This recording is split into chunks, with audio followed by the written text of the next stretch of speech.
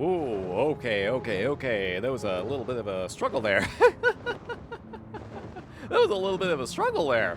Ooh, jeez. Something was going on there. But that's holding. I think. Huh? Maybe. Kinda. Okay. I think it's holding.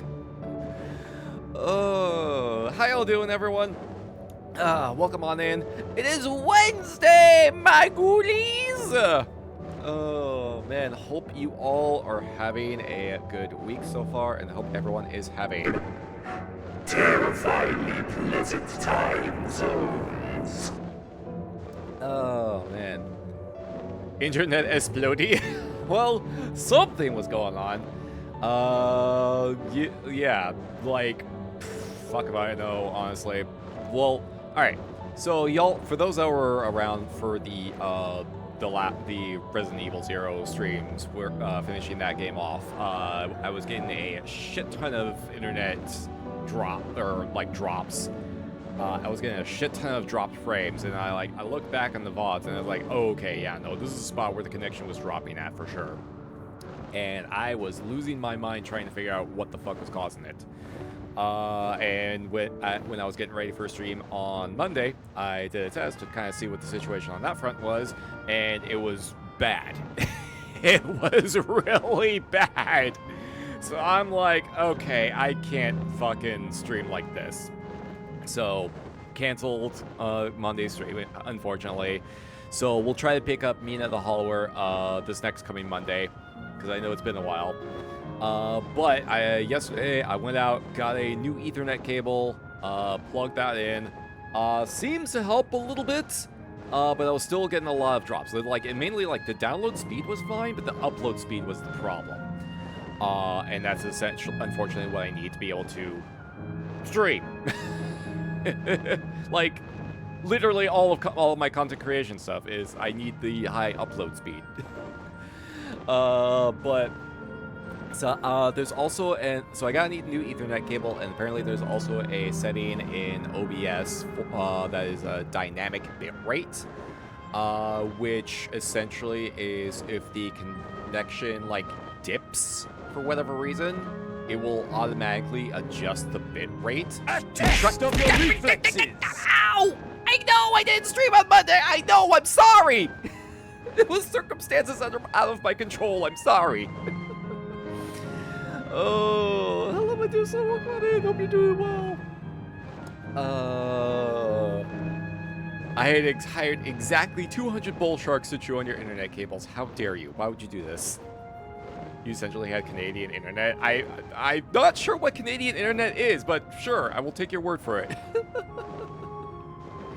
But there's also the setting in OBS called dynamic bitrate, which means that if the connection dips for whatever reason, it will try to automatically adjust the bitrate to prevent dropped frames. And I was testing that while I was having the connection shit going on, and it prevented the drop frames at the very least. I could tell that much. And it was still dipping, but at the very least there were no drop frames. So I haven't seen it drop yet this evening, but I still have it enabled just in case. So if the connection does dip for whatever reason, at the very least, the stream might get a little lower in quality, and there might still be a little bit of a delay, but there's at the very least should not be any dropped frames. So knocking on the coffin and hoping that whatever was going on got fixed. I don't know, either my ISP was throttling our connection for some idiotic reason, or I got cursed by a fey spirit, and I may have to leave a soft serve milk out this evening to make sure that they are placated and to leave me alone. We'll see. We shall see what happens. We shall see what happens. Don't let it happen again. I can't make any promises, unfortunately. How you doing, Medusa? Welcome on in. High download, shit upload. Oh, I didn't know that was a Canada thing. I did not know that that was a Canada issue. Unless it's like certain areas. Curse of 90,000 dropped frames. No! No! Oh, jeez. But yeah, that's kind of the rundown of how the first half of the week has been for me. Also, like, last night, I think it was last night, actually. Oh, wait, hold on. Hold that thought. Okay, you might be wondering why I'm over in the living memory. You might be wondering why I'm in living memory. And I will explain that once I go get to this little legendary gathering spot. Because 7.55 hit yesterday, and it added a number of things. The conclusion to the Dawn Trail Society quests, for example, the last leg of the Hildebrand quest line, which I still need to get started on for Dawn Trail, and a few other things. But in particular, a craftable outdoor furnishing item that apparently requires a fucking shit ton of high-level crafting materials and some high-level crafts. So, let me go and check this. God damn it, that's not what I need. Fine, fuck it. That's not what I need, but fine. Could, well, use for some more, I suppose. Unless I'm just, like, not doing the right thing. That's gathering, right? Hold on a sec. Hearing about Northern Crescent. Yes, there was also an update for the Northern Crescent area. I have not really done that area myself. It just has not really seemed appealing to me. I have not really done any of that stuff, unfortunately. More of a debuff than anything, right? God's for reals. Look, hello, welcome on in. Hope you're also doing well. Welcome. Doing good. Slowly packing my bags for a comic convention this weekend. Oh yeah, I think you mentioned that you were going to a convention this weekend. Let's go. Hope you have a good time. Excited, but also not looking forward to changing my sleep schedule up or lack thereof. Yeah, that's always a thing. That's always a thing. You gotta go on convention time. Medusa, thank you so much for the 45 stream watch streak. That is super appreciated. Holy shit. Let's fucking go. Oh, man.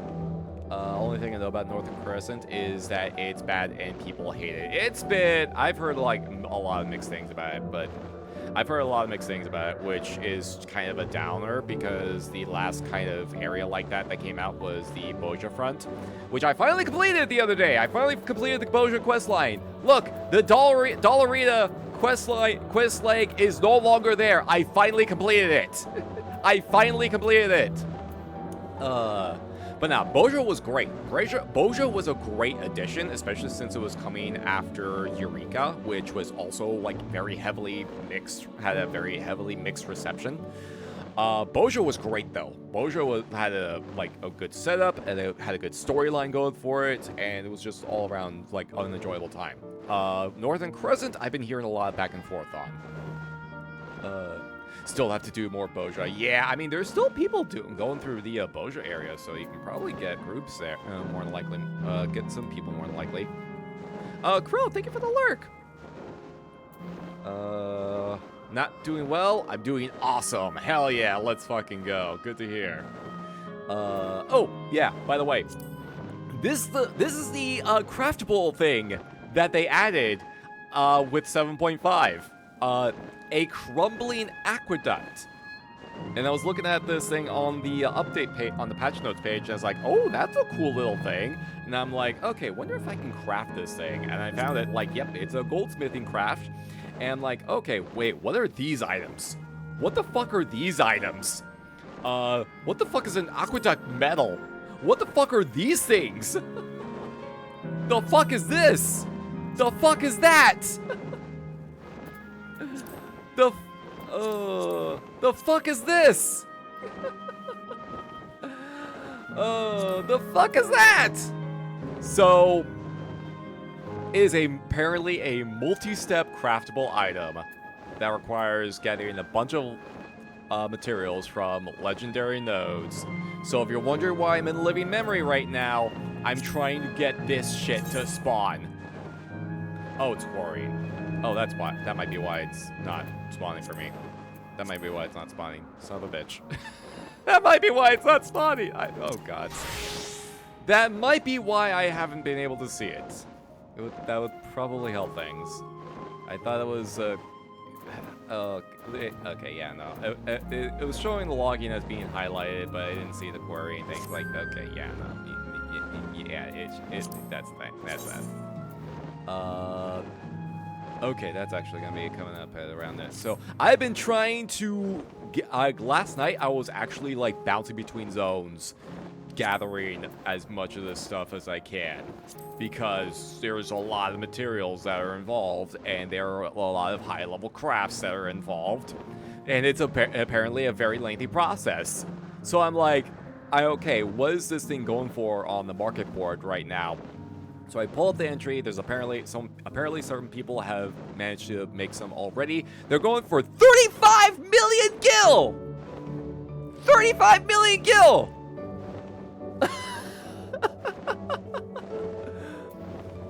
For this thing. Granted, it looks cool as fuck, but goddamn. Checks out. Oh, God, for reals. Oh, geez. So, I've been working on getting the materials so I can try and craft it myself. Because that's a lot of money. And then once I get that, and if I have, like, excess materials or something like that, I can always sell those to get a little extra in my pocket. Oh. Average experience for anything crafting related. Yeah, that sounds about right.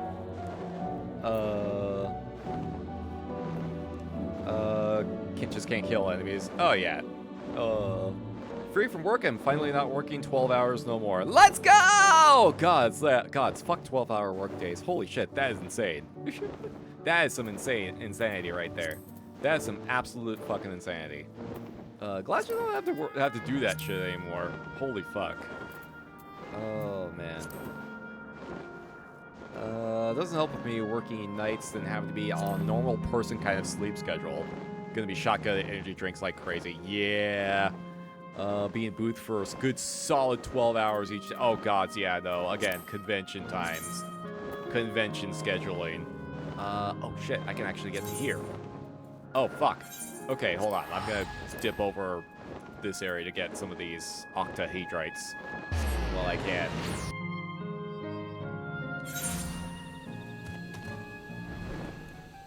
There we go. Yeah, nah, convention scheduling will absolutely fuck you up, if you're not ready for it. It's hilarious, but also kind of awesome. Other MMO endgames are fight boss, get gear, fight slightly stronger boss, get slightly stronger gear, and FF Online is just, fuck it, endgame, build your dream house. Yeah, no. I mean, that's actually going to be even... Barnabas, holy shit! Good evening. Hello, Barnabas. Good evening to you as well, and thank you for subscribing for 37 months. Holy shit. That is super appreciated. Let's fucking go. How you doing? Welcome, welcome. Getting severance with double digit in the thousands. Jeez, that's a good fucking severance. Holy shit. That's a good fucking severance paid. Holy hell. Oh, jeez. Oh, one sec. I need to smack this. One sec.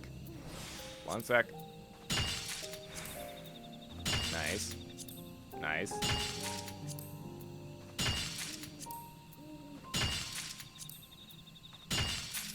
There we go. Okay. One less item to worry about.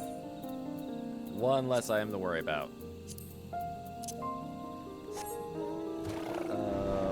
PC upgrade and traveling, here I come. Let's fucking go. No, this is actually what they're gonna, like, the joke is, like, one of the jokes is, like, the true end game is, like, fashion for, like, Dark Souls or something like that, but, like, it's kind of what they're kind of what they're kind of gearing for with Evercold, because we got some more details about it from the FanFest that was this past weekend. Like, basically, one of the main things they're going to be doing with Evercold is progression is going to be a lot more fluid. Like, you will be able to be in a lot more control over how you level, and like, and even with how you progress through the MSQ, like, there will be branching paths that you can take however direction you want, and your level will sync accordingly. Your level will sync according to the area, and in the dungeons of accordingly. And in terms, they have like weekly progression goals that you'll be able to work towards to be able to like better gear up in that capacity. So they're making it a lot more flexible in allowing you to play, giving you more ways to play the game rather than just doing the end game raids and whatnot to get gear ad nauseum. Ow! Hey there, Shadowblade. Welcome on in. Hope you're also doing well. Ow! Why? Why you do this? Why you do this? Oh, I missed that window already. Oh. One sec. Okay, the cut stone I can get from the market board. Dense aluminum, what's coming up? I have not found that one, apparently. I'm like looking at some of these materials and I'm like, how have I not found some of these? Okay, this one's gonna be next.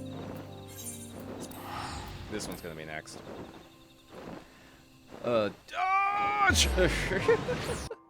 Oh yeah, win it, son! I'm getting material. I'm getting these materials, so far so good. Oh, I don't think that's the one. Oh my God! Killian! Holy shit! Thank you so much for the 3 gifted! Thank you so much for the 3 gifted! Let's fucking go! And let me know if you get the code, your code for the rainbow mounts, or rainbow unicorn mount. Oh my God. How you doing? Thank you so much. That's super appreciated. Doing good. Just got done playing Warframe with a friend. Now to get groceries. Hell yeah. I actually finally got all the parts for Citrine. All the blueprints for Citrine. The only thing I kind of need at this point is I just fucked up. Shit. Okay. Well. Well. All right. I did not think to get more refill my GP fully. Fuck it. Rolling with it. Rolling with it as best I can. There we go. I think I got a decent amount still. And that should hopefully be enough for my purposes. Oh man, yeah, I need to remember to pop my tonics. But so the only thing I need is more argon crystals, and then I can build complete the other Citrine blueprint, and then I'll be able to get the main blueprint building. Fashion is the end game of every game where you can change your character's appearance. Exactly. Doing good. Decided to get Dino Blade just now. Yes! I heard that was out. I heard that it came out. I have not had a chance to actually get to it yet and check it out yet, but I definitely want to grab it and I want to put it on the stream docket. Maybe after we finish Mina the Hollower and just have that kind of going on for the our indie game slot or indie game stream slot. Stream is back! Yay! Hello, A-Song. Welcome on in. How you doing? Welcome. Yeah, we are back. I'm hoping that the connection holds. I am really hoping that the connection holds, but so far we haven't had any problems, so fingers crossed. How you doing, Song? Getting Citrine parts was a huge pain. Yeah, funnily enough, like, I got the blueprints for her main weapon before to drop, and only one of her actual, like, frame blueprints. I had to fucking grind the currency to get the remaining parts. Which, yeah, I mean, at the very least, I was able to get like level a bunch of shit at the same time, so it kind of worked out in a weird way. Have you seen the new Mesa heirloom? I bought the new Mesa heirloom. I bought it because I am weak. It is a really good skin. It is a really good fucking skin. It's on sale right now. Oh yeah, launch day sales. Right. Yeah, that's normally a thing for sure. 1 sec. That's at 6. That's at 10. I do not have the time for that one. So let me just go ahead and pop over here and see if this is like a 2 o'clock pop. Yeah, you can take off the duster, and it's like, oh boy, wow, they knew what they were doing with that one. They knew exactly what they were doing there. The duster stays on.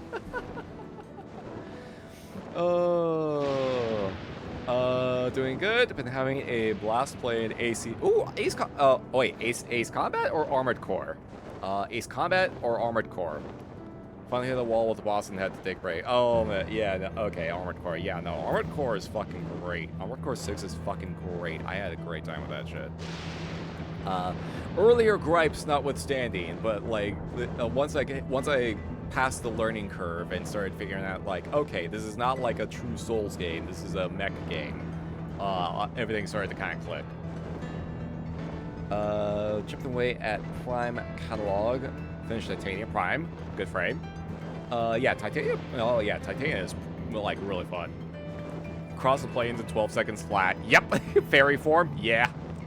Got Gyre Prime cooking. Last part of Scions Prime is done. Gonna get him cooking. Let's fucking go. I've been doing a lot of relic stuff lately as well, so I'm getting caught up on most of the Prime parts. Ibis. Oh, that fight. That fight. Okay, yeah. Yeah. Ooh, jeez.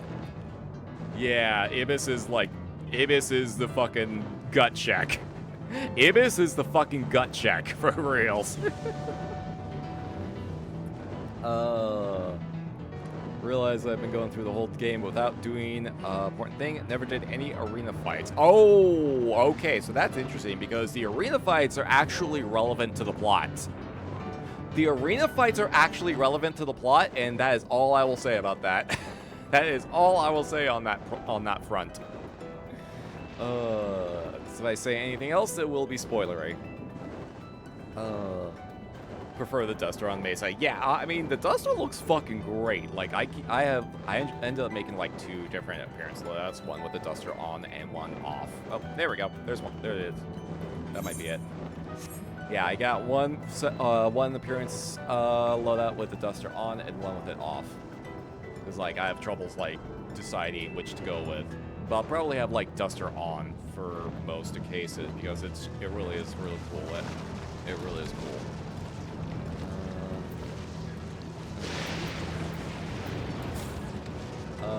Game it bit me in the ass, but gods, I love it so much. Hell yeah. Glad you're enjoying it. Glad you're enjoying it. Just started up. Needs to pull in a lot of resources. Oh, is it one of those kind of games? Yeah, I may have to, like, double check that just before I get in on that, just see if it's even stream friendly. Okay, this is what I need. The Fulgurite. This. Yep. Just joined a Lancer tabletop game. Yo! I actually have been hearing a lot of groundswell around Lancer as of late. Because a couple of the tabletop shows that I watch have been doing some Lancer Lancer one-offs. And they actually, it seems interesting. I kind of want to give it a shot. Duster is peak fashion. Yeah. Like, man, look, it really is. It really is. Combine the prime helm with the heirloom. I've never gotten the bonnets. Oh, gee. Okay, that's a little TMI. Yeah, okay, yeah, that's TMI. That's TMI. Like, what the fuck is wrong with you? What the fuck is wrong with you, man? What the fuck is wrong with you? Holy shit. Anyway. Tile music is something you hear for dino autism videos of Spinosaurus in the... What? What? What? Excuse me? Oh, jeez. That is a statement.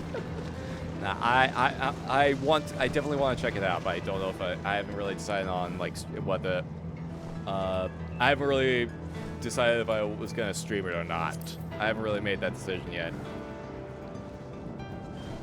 Zoned out for a minute while I missed. Don't worry about it. Yeah, light just sounds fun. Yeah, it sounds really interesting. It seems like a really cool thing. All right, I think that'll do for all my gathering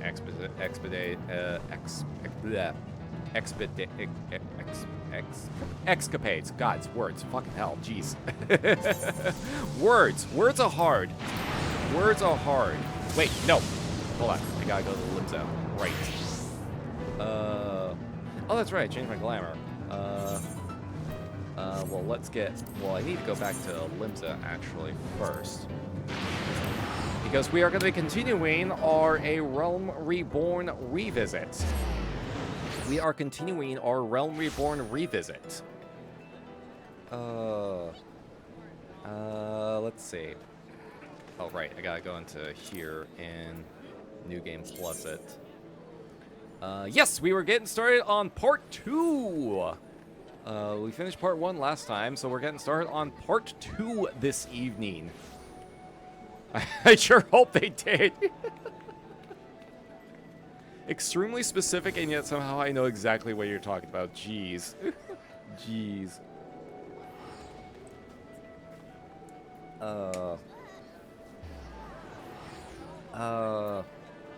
Lost my train of thought. Shit. Right.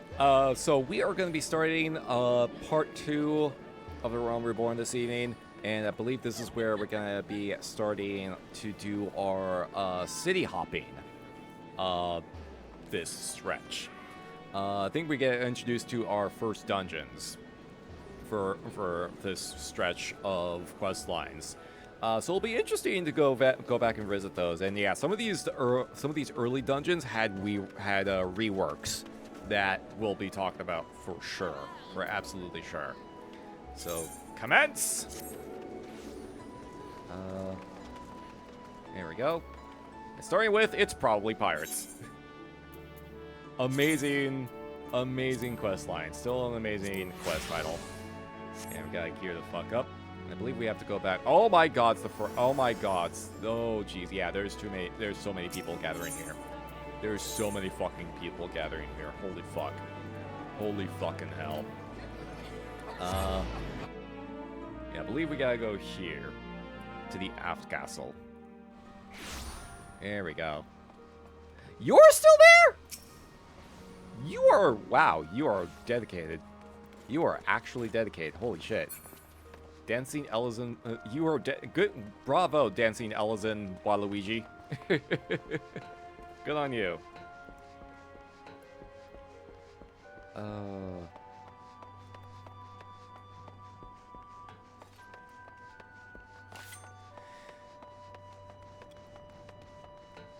Then there's the quest for the hard version of the dungeon. It's definitely pirates, yeah. I think that I'm not sure if that's like considered main or side, but we'll find out once we get there to that point, I suppose. We will get there once we get there. But yeah, that is also a very good quest name. That is also a very good quest title as well. Alright. Alright, let's get back to it, shall we? Hey, Badron! Been a while. Side quests? Okay, then we'll probably won't be hitting it during our revisit, but good to know. Good to know that side. That's still good, though. Still good. Still good. Still fun. Alright. Badron, the proprietor of the Drowning Wench, has need of a capable adventurer. Also, I don't know if any of these bits have voice acting, so like expect me to be doing a lot more very questionable fantasy accents. Extremely excited. Won enough at the casino last night to cover the starting supplies for boot blacking. Ooh, let's go! Let's fucking go! Hell yeah! Congrats, man! Good shit, good shit! Doesn't top Fear and Odin in the Shroud, but I mean, yeah, like there's some good bangers. Like, let's be real here. There's some really good quest titles. Hey. Thank you for taking the time to help me out. Now, I'm sure you're busy, so I'll come straight to the point. Word has it some suspicious-looking buggers have been sneaking in and out of Sastasha's secret, and I need a trustworthy sort and head up north of Airport and find out who they are and what they're up to. Don't sound like much, I know. But it wasn't so long ago as the fishbacks, oh wait, pet pirates paid us an unwelcome visit, and folk are feeling a bit nervous. Oh jeez, alright. Alright, right. Remember the fucking tracker for the racism? I think we were someone posited like having a tracker for like the racism count in a realm reborn towards the beast tribes. Oh jeez. Oh boy. If you would permit me, Master Badron, I should be happy to elaborate. The bloody hells are you? Oh. Well, if it ain't Chief Yellow Jacket himself, to what do I owe this rare honor, Commodore Rayner? Come to make sure my patrons are behaving, or just thirsty? Make it a drinking game? Dude, I would like to stay sober enough to be able to read the dialogue.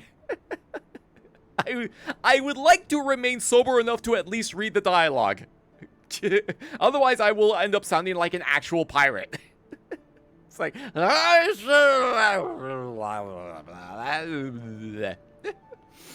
Oh, jeez.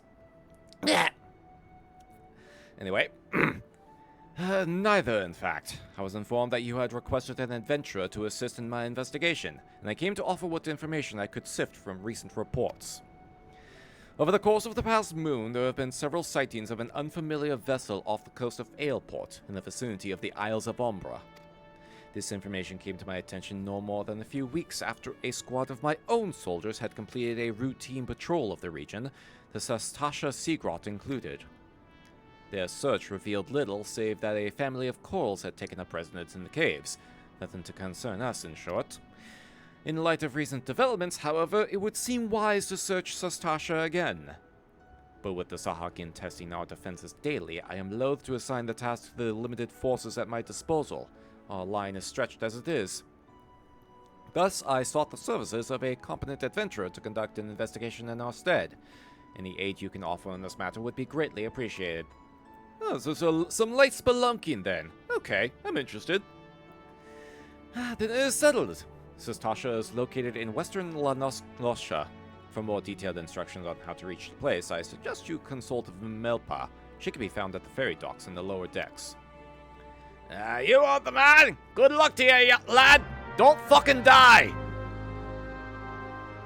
I'd like to have some returning customers here.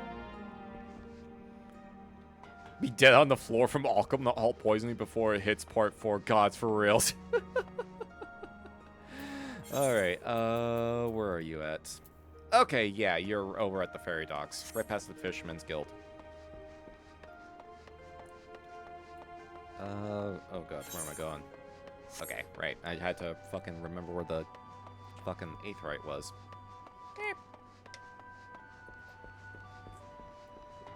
Yeah, also I got my Arizona tea tonight.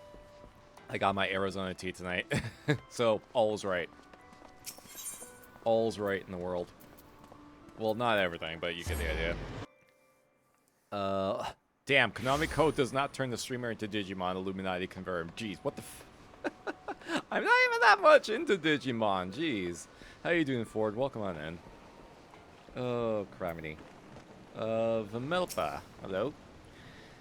Yeah, you'll hear about Commodore Raynor's investigation. Neither want to board a ferry bound for Aleport.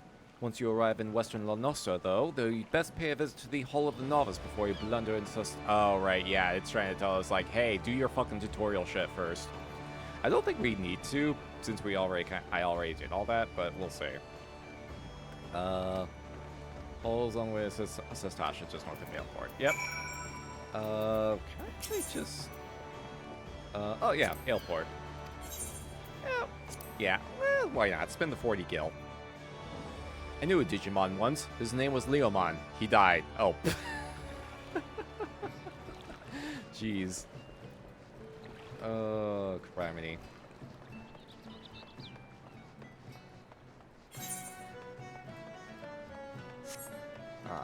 Oh man, it's been a while. I like this area. I honestly really like this area. Like the sea shanty style music is great.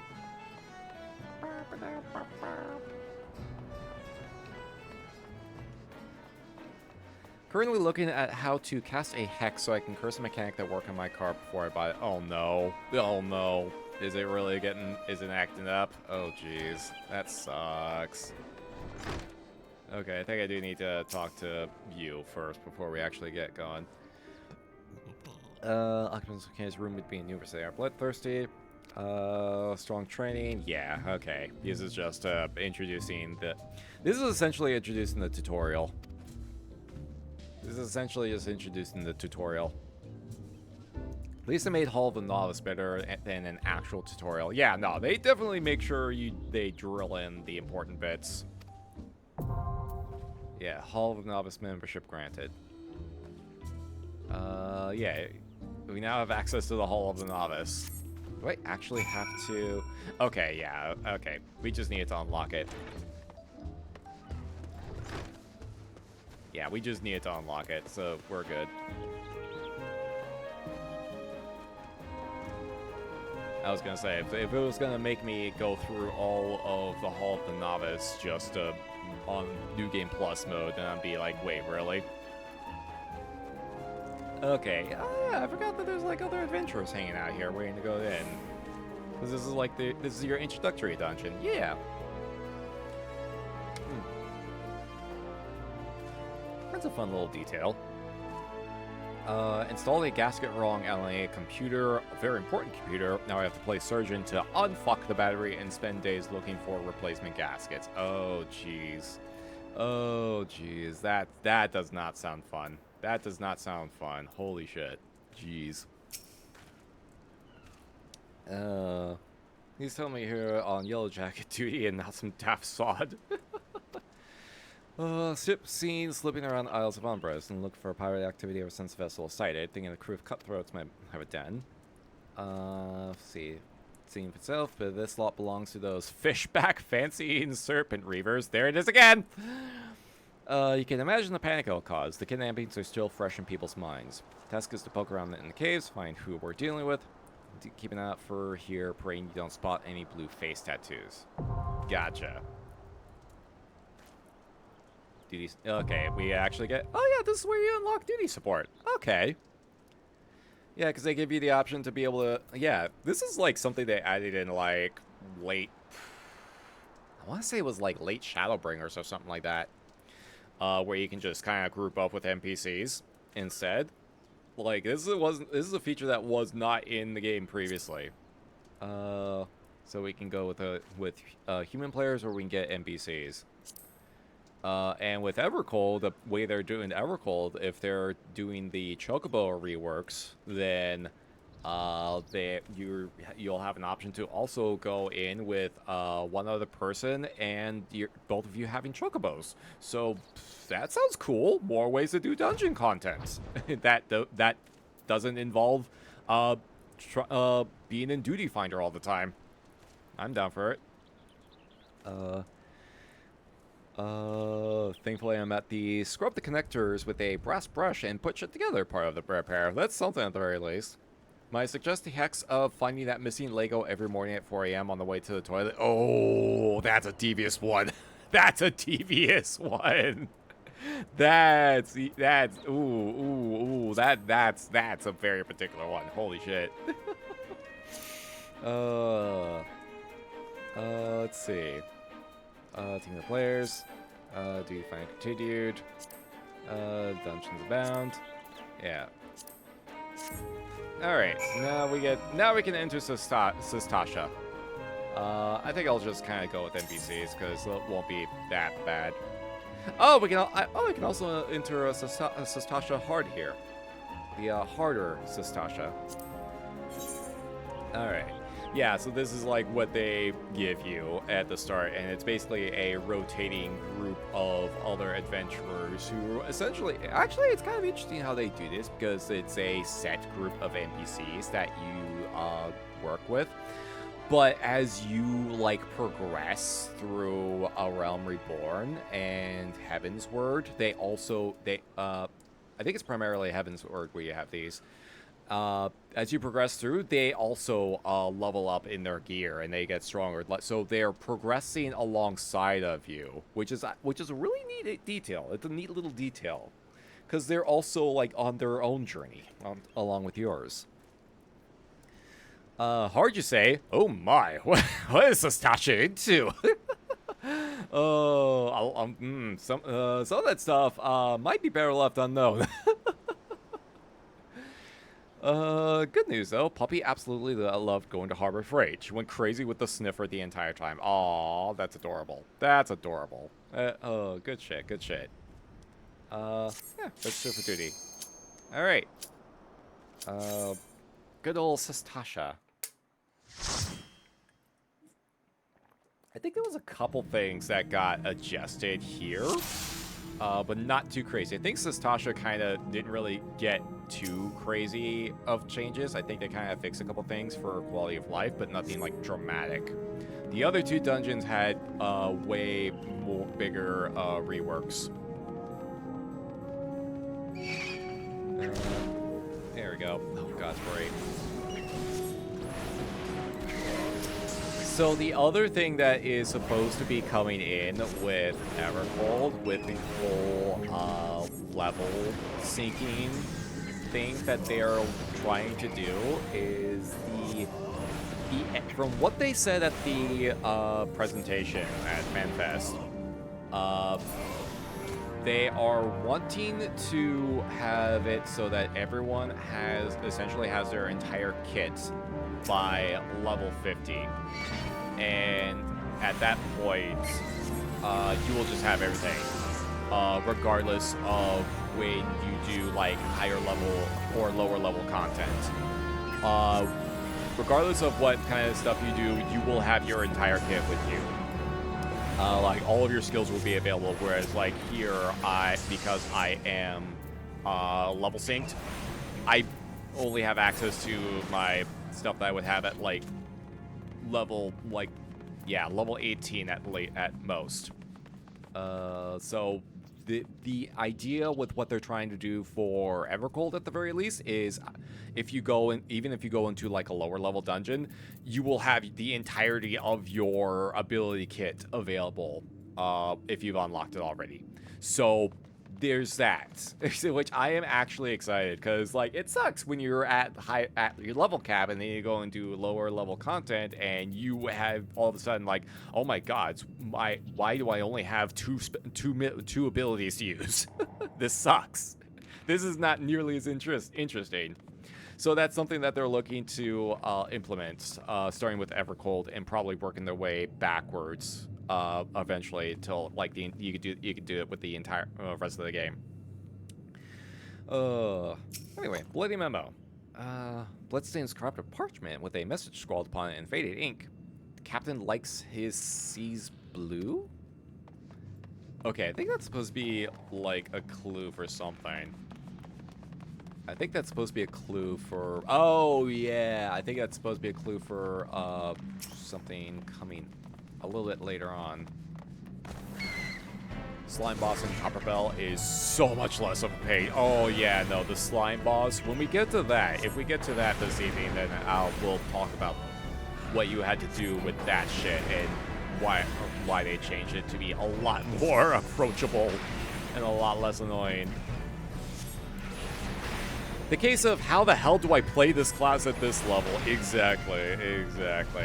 Because it really does throw you off when you do your high level stuff and then you're going back to like low level stuff, and it's like, how in the fuck do I do this? How do I play this class again?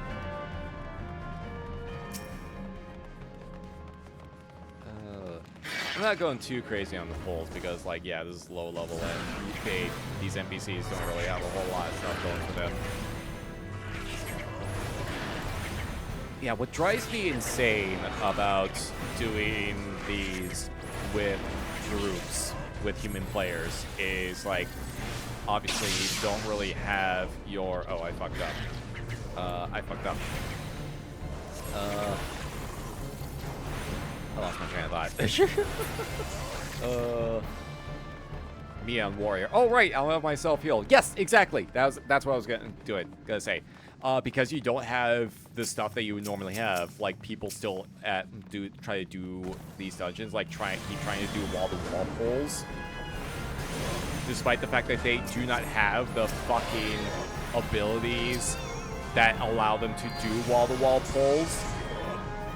And yet they still try to do it, and then the tanks fucking die because they're trying to run for like a whole minute trying to grab as many enemies as they can, and then they lose aggro, and then like me, the DPS, ends up getting caught by them instead, and I try to do my best to survive while the tank just keeps running further and further away, and I'm like, the fuck is wrong with you? Hello?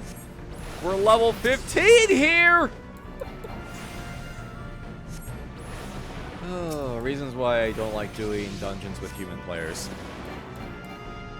Rush tank face pulling. Yeah, essentially the thing that people try to do in higher level content with lower level content, and thinking that it can still apply. Because people on this game just do not like thinking too heavily. Like, it's a whole other rant. It's a whole rant that I can do that we can save for a different time. But it's basically, it has a lot to do with like player mentality, and how player mentality is a fucking nightmare in this game, because people think that. I'm trying to figure out how to fucking phrase this. I'm trying to figure out how to phrase this in the least dickish way imagined possible, but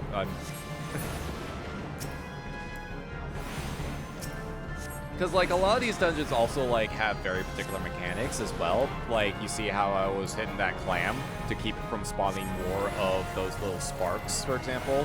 Like that's a very specific mechanic there.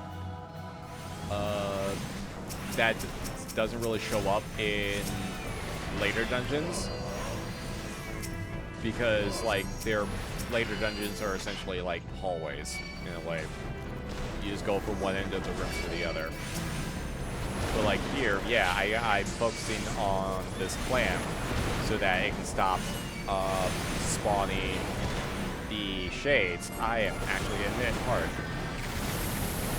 And the tank is kind of taking in all these other shades. Come on, open up. There we go. It's worse when you're a healer. It has to stand still to cast. Gods, for reals. For reals. And like you have to like give chase to them. And that's annoying as fuck, because especially at low level, you don't have as many access to your as many of your instant cast stuff. But tanks don't care about that. They just care about trying to get through things as fast as humanly possible. But instead, and then they get themselves killed, and it's like, hey, congratulations, you just made it worse. You just made everything worse. Hope you're proud of yourself. Mechanics are for cars, not dungeons. Gods, for reals. For fucking reals. Don't worry about it, but I told your government it was... Wait, what? What? Hi, Baka Boy, how you doing? Welcome on in. Oh, likes to see blue, right? Okay, because that's your blue clue for this one. And I think if you spawn if you touch the wrong one here, you get poisoned. So this is the one that spawns the boss. Here's something moving in the distance. Yep. Inconspicuous switch. See, I kind of miss these kind of dungeons, or dungeons with like mechanics that actually require some level of interactions, and not just like go from this end of the hallway to another. I kind of miss some of this stuff, honestly. Like, it gives people a little bit extra stuff to do, you know? Yuki, thank you so much for the posture check and the hydrate. Oh, we got ads coming in about a minute, by the way, as for a warning.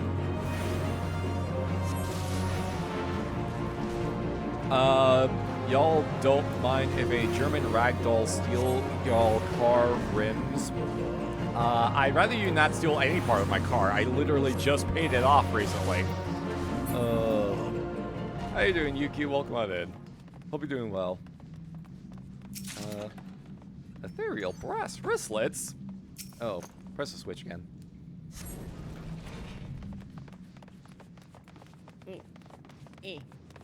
Alright, yeah, first boss, nothing too crazy. Basically, like, yeah, hey, here, this thing's gonna do AoEs. Get out of the AoE when it starts up. 10 minutes of gameplay at Dino Blade, I think you should stream it. Jeez. What? After only 10 minutes. After only 10 minutes. Holy shit. That big of a recommendation. Damn. I will definitely have to look into it and see.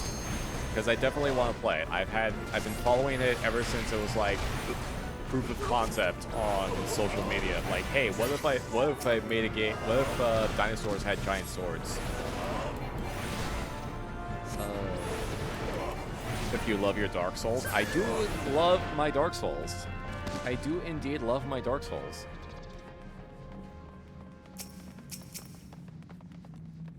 Yeah, I think we just kind of smash all these fuckers in.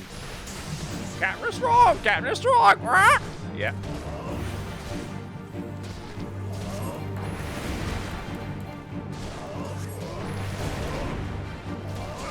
Oh, I'm out. God, right. I don't really have... Oh, jeez. Oh, God. Yeah, see, this is what I'm talking about. Is like, how do I do this shit again? How do I do this shit exactly? Do I have to... Right. Oh, right. I don't have the fucking thing that auto-swaps when I cast Fire or Blizzard. Oh, jeez. I don't have that. And I don't restore nearly as much MP as quickly when I'm firing. Oh, God. Do I actually have to hit transpose to do it when I'm out of MP? Is that how I maintain it? Oh, God. See, this is exactly what I'm talking about. Like, how the fuck do I do this shit again?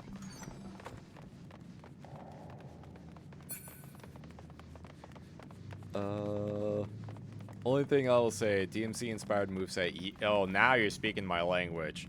Now you're speaking my language. Holy, yeah, yeah. Okay, I think we can kind of pull more of this stuff in this game, because these enemies aren't particularly strong. These enemies are not particularly strong.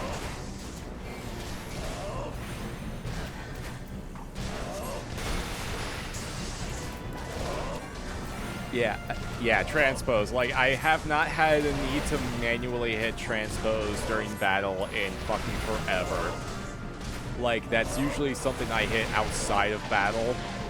And then to hit, like, Umbral Soul to get my MP back. I have not had to hit that in middle of battle ever since they... Actually, no, ever since they changed it to remove the fucking Astral Fire and Umbral Ice timers. That is not a thing that I've had to worry about. Okay, we do need this key. Starting D notes from Dinosaur May Cry. Criminy.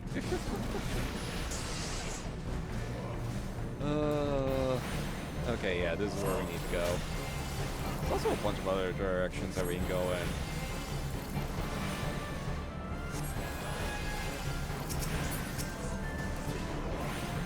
Oh, wait, hold on. There we go. I gotta do this, because then I can get my Thunderhead proc as well. Hey, welcome back from the ads, everybody. Hopefully you didn't get anything too annoying. Yeah, Captain Quarters. Sup, fucker?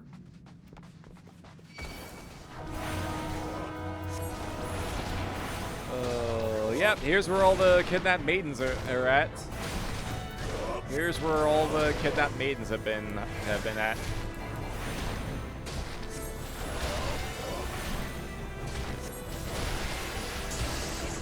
The ads did unspeakable things to me. How dare they?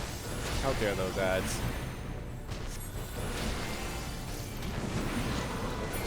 God, I'm like so used to not having to hit transpose in the middle of combat. It's fucking wild.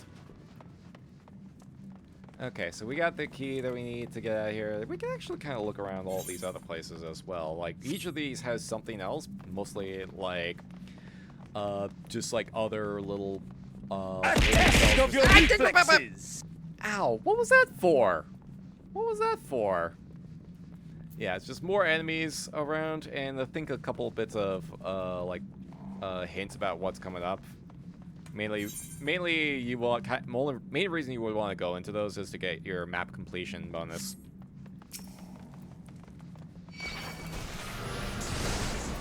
Yeah, but we want to keep going in here. Testing you? You know I keep failing those tests!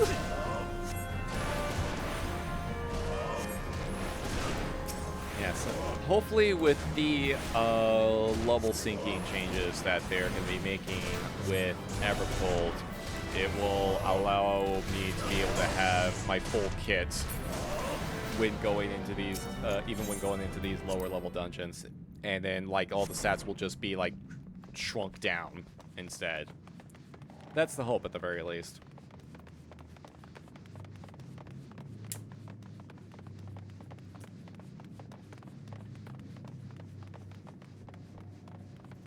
Alright. Yeah, these bosses are also nothing too crazy. This is basically intended to get you get the tank learning how to hold enemy aggro, get the healer to learn how to keep people alive, and essentially get the DPS to learn how to, DPS. That is not one of the intended lessons. That is something else entirely. For the longest time, I didn't have this map fully unlocked. Finally did when they introduced solo dungeoning. Yeah, you're not gonna get the full map completion with a full player party because the tanks in particular will not let you. They will not let you. They will just be like, I want to. The tanks in this game that you get in Duty Finder are just basically like to pretend that they're doing a Super Mario 64 speedrun. It's not great.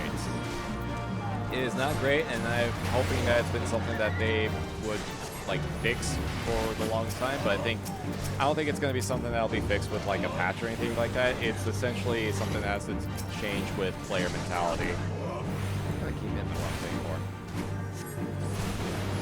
It's a thing that you have to try to fix player mentality for, but that's also not something that will likely happen anytime soon.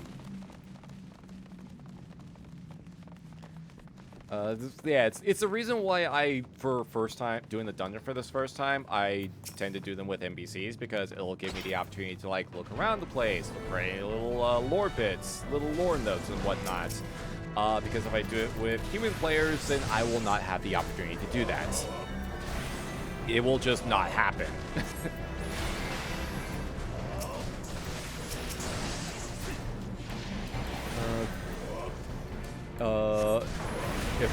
If I get this tanking leveling roulette, I ask if anyone needs the map achievement. There you go. That's a good practice to get in. That is very much a good practice. Because you never know. Like, especially if you got a Sprout in the party, like, you don't want to ruin the experience for them. You don't want to ruin the experience. You want them to be able to get what they need, you know? There's like a lot of motherfuckers in this room. I'm gonna try to do a funny. here. Hey, eager marauder! Think fast, chuckle nuts!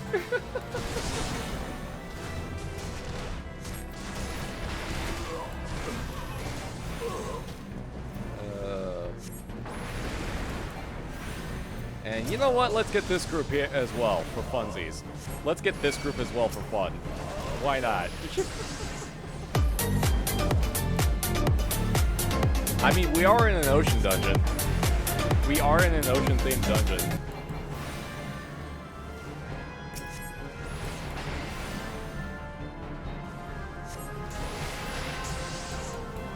There we go.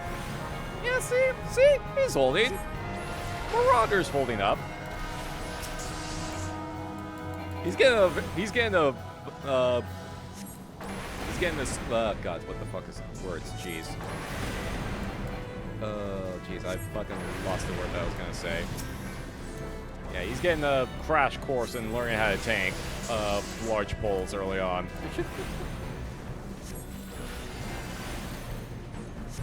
See, at least this motherfucker I know is gonna know how to use cooldowns. At least I know this motherfucker's gonna know how to use cooldowns.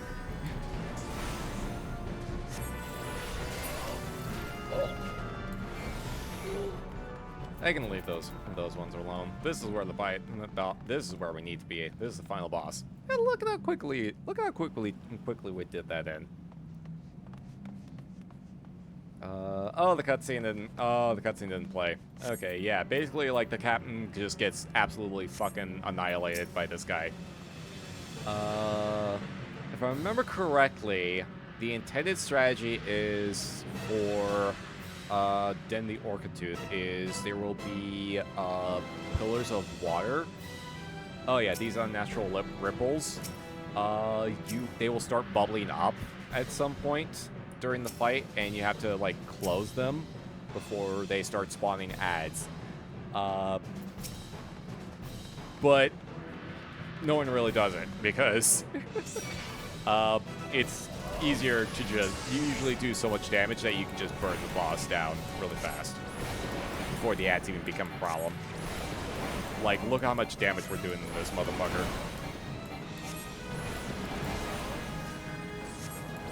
Look how much damage we're doing. Oh yeah, bubbles are beginning to form. Yeah. If I really want to, I can just go in and, like, interact with those unnatural ripples and then stop them from forming in. Like, the DPS are primarily supposed to do that. But we can just ignore it, especially since they're taking so long to do.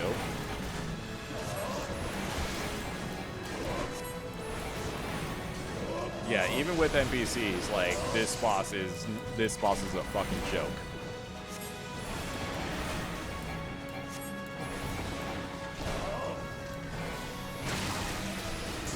Yeah, see, now the ads are coming in, but, like, yeah, we almost have this guy down. Yep, there we go. Don't even need to worry about it.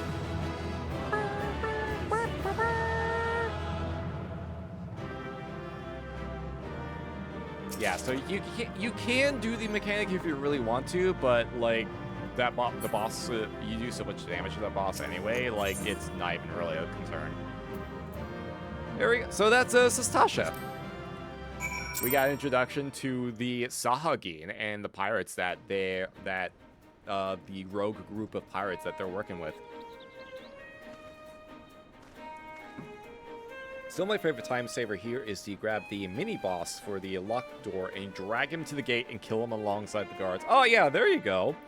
That's actually... wait, can you actually... Oh, I guess once you get the first door unlocked that he's behind, yeah, then just grab him and bring him on over. Yeah, there you go. You can do that. You can actually do that. Totally valid strategy. Totally valid strategy. Alright. Alright. Back to Ligma.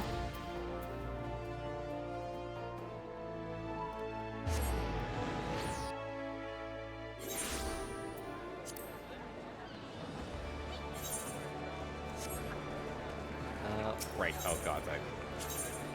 I'm already forgetting where I need to go. Fucking go. Jeez.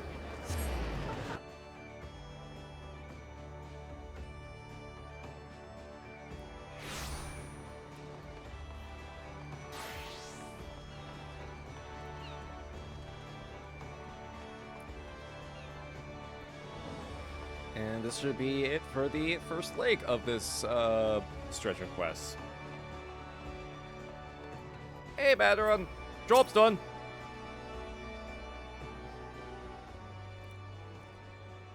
Oh, hey, different group of adventurers. Aye, such a task was on the books. Was mine. I'm afraid that ship has already sailed, friend. Hi, did I miss anything? Job's done, by the way. Oh, hello. Dolores Bear? Might you be the adventurer who accepted the job of investigating Sastasha? Yes. It would seem that ship has not only sailed, but now returns to harbor, none the worse for its voyage. A pity. We dragged our boots too long on this one. No matter. The wheel will turn and our chance will come.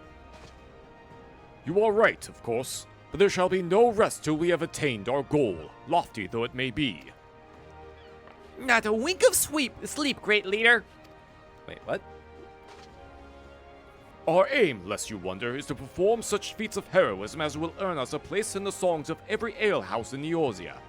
We mean to write a legend which will inspire adventurers as yet unborn to follow our shining example. Do you have such a goal? Large or small, it matters not.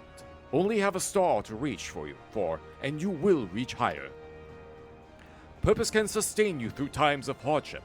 Keep your eye on the prize, and all obstacles will be overcome in time. You will not think to stride into battle unclad, would you? Well, goals are as arms and armor for the spirit. I wish you fortune in your endeavors, sir.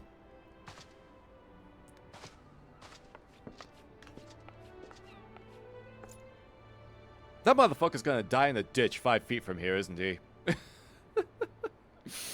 Back then, oh yeah! Can't believe Admiral Oh god, I can never remember. We literally just talked to her last time. I still can't remember how to pronounce her name. Merle Blush Fisher died of Limsa. Jeez.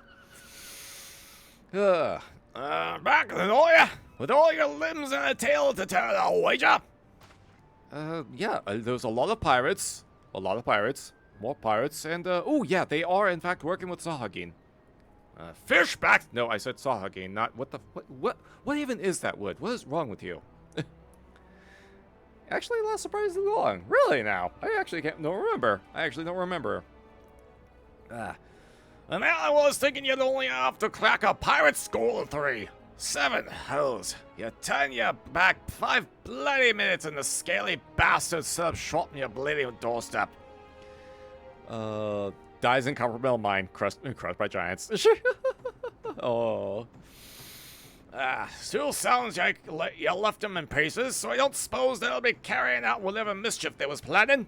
Unless they was planning on feeding themselves to the fauna of Sastasha, of course. Anyway, all's well that ends well. On behalf of Limsa, thank you for shedding some light on this mystery. You've lived up to your reputation, and I couldn't ask for more than that. Now I'll bet you're dying for a rest, but just in case you're not, I was wondering if you might be interested in taking on another job. Just so happens I've had a request from our sister guild in Gridania, see? Seems the forest folk are in need of a adventurer that can get things done. For them to ask for help like this, you can bet the task won't be no Scepter or Sunny Glade. But after the way you dealt with our fishback infestation, Why do you insist on using that term? What the fuck? Are you okay? I'm drunk, that's why. Oh, okay. On the job? Yes, it's encouraged to be drunk on the job. What do you think we are, Gridania? Doubt it's anything you can't handle. Give us a shot when you're ready, and I'll lay it out for you. Oh, jeez.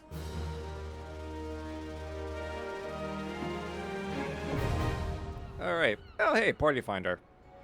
Oh, so that's how you unlock Party Finder at this point. With the new changes. Okay. So they actually encourage you to go into, okay, well, you have Duty Finder first, and then you get Party Finder.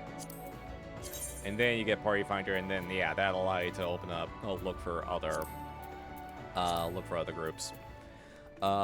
Ooh, another thing to look forward to. Regional matchmaking.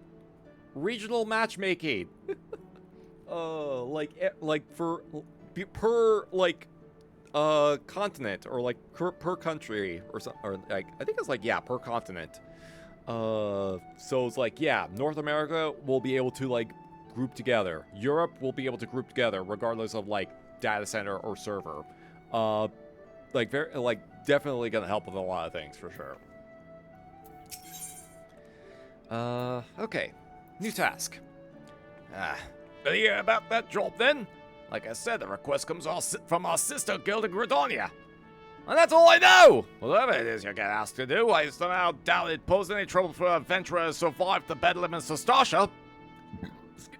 Excuse me, ale's coming back up. If you think you might be interested, you'll want to have words with Mother Mion, my counterpart in Gridania. Good luck, mate! Oh, thank you for the tip. I'll head over there right away. Some ale before you go! No, I probably should be sober for this one. Alright, you're lost then! Alright. To Gridania we go. Oh. I probably could just take the airship. Oh, hey, Alpha!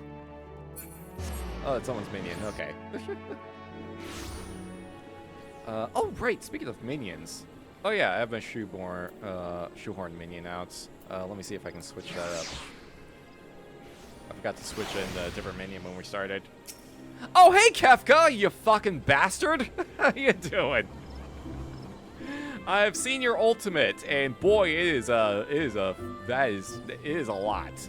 It is a fucking lot. Oh, man. Alright. I believe the dungeon for that you get introduced to here is Hawk Manor, if I recall.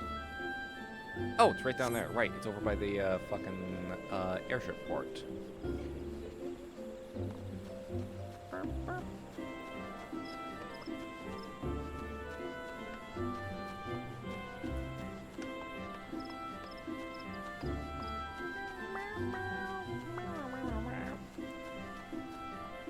There's just so much congestion around that fucking aetheryte crystal. Holy shit.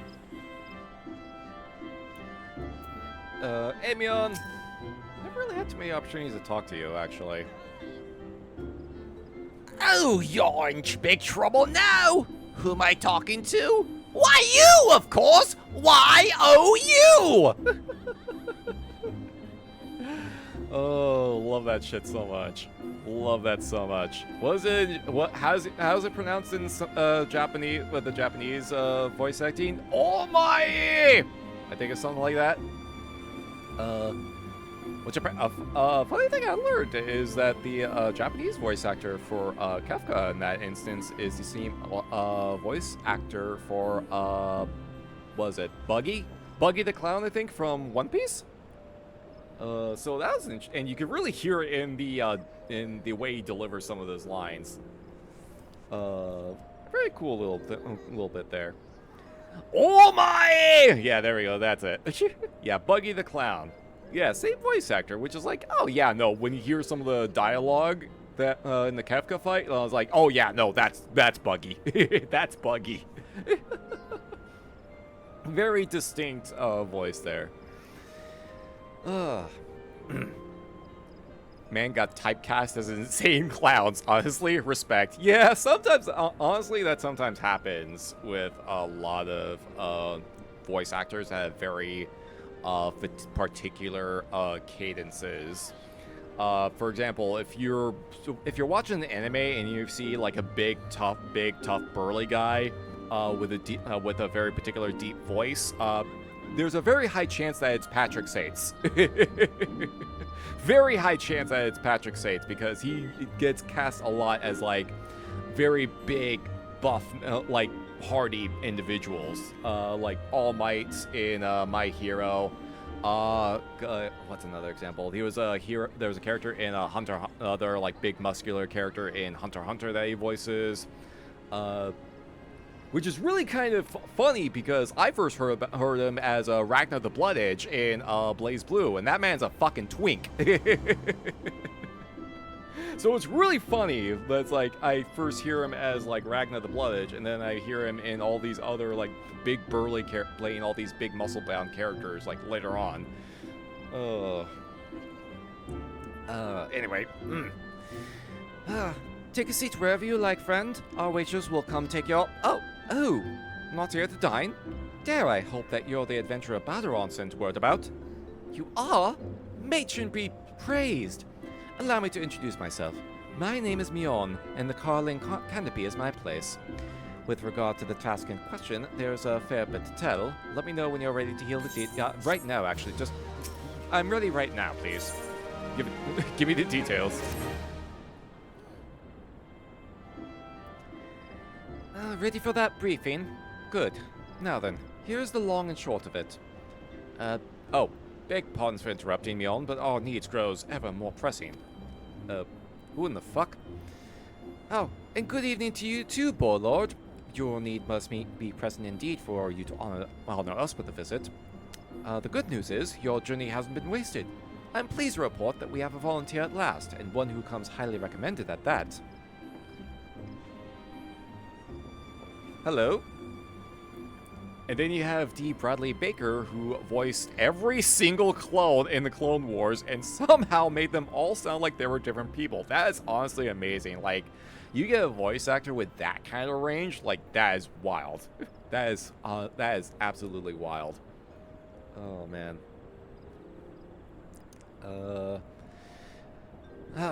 Thanks for answering the call, friend. My name is Lewin, and I lead the men and women of the God's Quiver. Now, time is of the essence, so I shall proceed directly to the heart of the matter. We wish for you to nip a potential threat to Gridania in the bud. Nip a who in the what now? Beneath the central shroud, there lies an underground burial site called the Tam-Tara Deepcroft. Oh, it's Tam-Tara! Okay, right, Hawk Manor is later. Gotcha. The place was once a Gelmoran settlement, but we Gridanians have long interred our dead there. Of late, however, shadowy figures have been seen skulking about the Deepcroft, and with ever-increasing regularity. Based on the accounts of various witnesses, we suspect that these individuals belong to the Lambs of Dalamud, a doomsday cult which sprung up prior to the Calamity. These zealots have proven themselves dangerous in the past, and we leave them to their own devices at our own peril. Ordinarily, I would have dispatched my best men to scour the Deepcroft with orders to flush the cultists out. Alas, the Calamity decimated our ranks, and the limited forces at my disposal are constantly required to keep the Ixal at bay.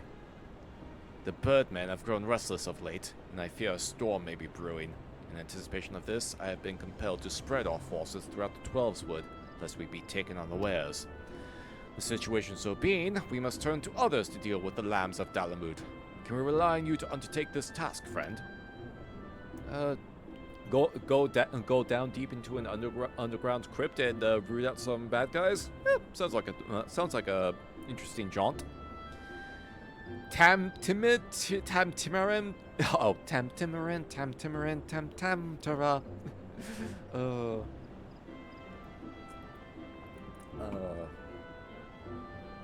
You have my gratitude.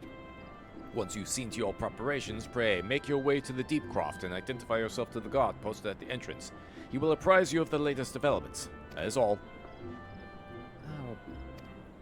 Sounds like a plan. I actually remember very little about Tam-Tara, but it'll probably all come back to me once we get in there. Because that's one that, honestly, doesn't pop up too often when you're doing Duty Finder stuff. Is one of them named Harvey? Maybe. Possibly. Alright, I'm keeping myself without mounts for now, because I don't think we have unlocked them yet at this point in Venture. I don't think we have unlocked mounts quite yet. So we're going to try and stick with it. And he is an attorney! Yeah, he better be an attorney! An attorney at law. God, I missed that show. Don't know why, but that's just what I think of whenever I hear Tam-Tara. Yeah, now you're gonna have that fucking stuck in my head. Thanks. You're gonna have that stuck in my head now. Hey, there's a sprout right there. Yeah, I wonder if they're also going to Tam-Tara.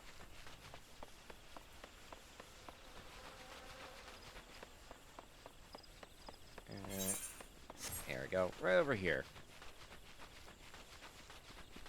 God, I do kind of remember having a hell of a time trying to find this place because it's just like, there's just so many enemies around here. Oh, hey, it's these guys again. There you are. Yeah, you actually did make it over. Hate mausoleums. Oh, man. And these, there's a few over here, too. Always look before you leap.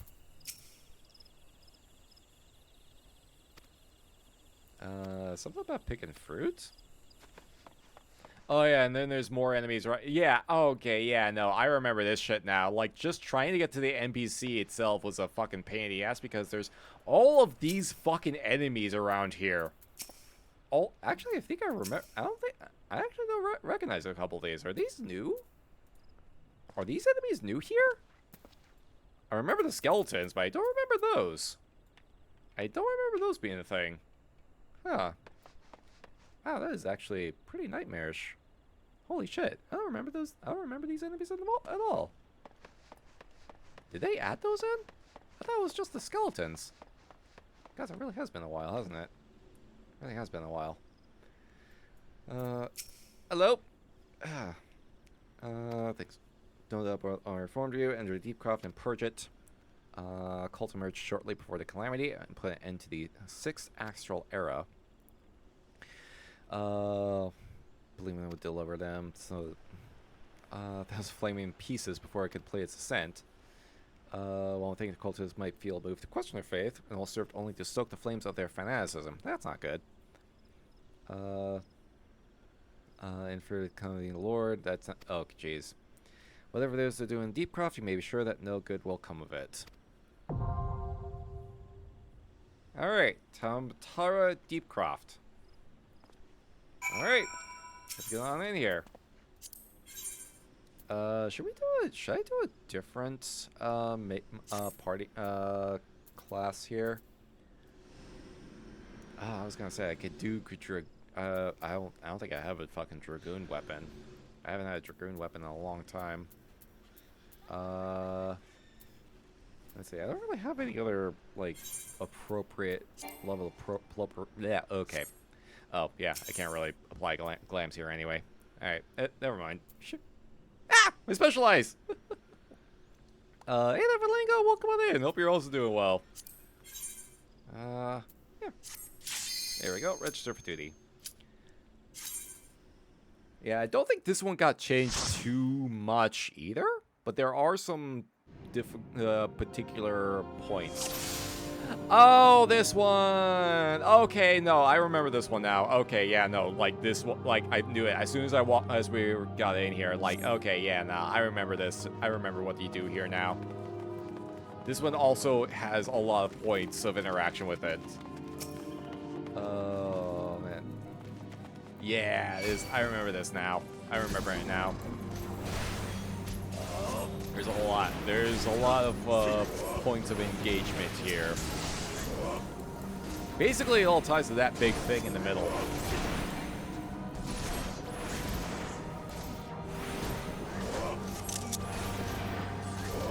I'm just trying to see if I can get a good screen cap going.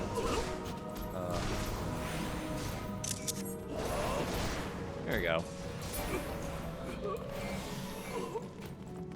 Yeah, basically you're basically working your way through this entire dungeon to get to that middle platform right there.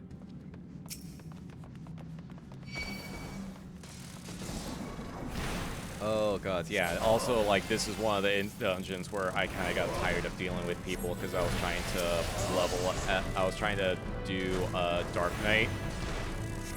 And I was like, I was trying to get whatever pulls I could, but also like knowing that there's a lot of enemies that are very spaced very far apart.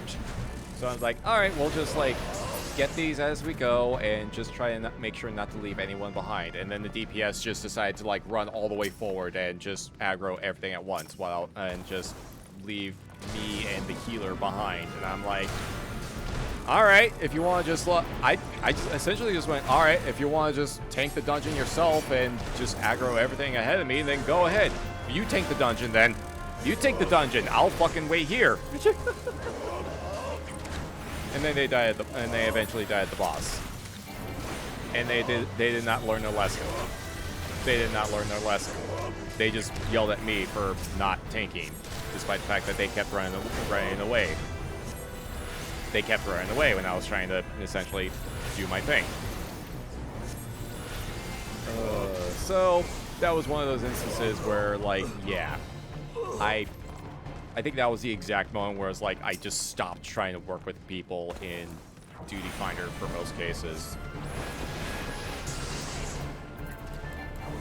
You pull, you take. Yep, exactly. That is the mentality I've had from way back in the days of tanking dungeons as a Death Knight in World of Warcraft. Like, yeah, my mentality is like, hey, if you aggro, you're tanking. If you pull something before I do, it's your problem.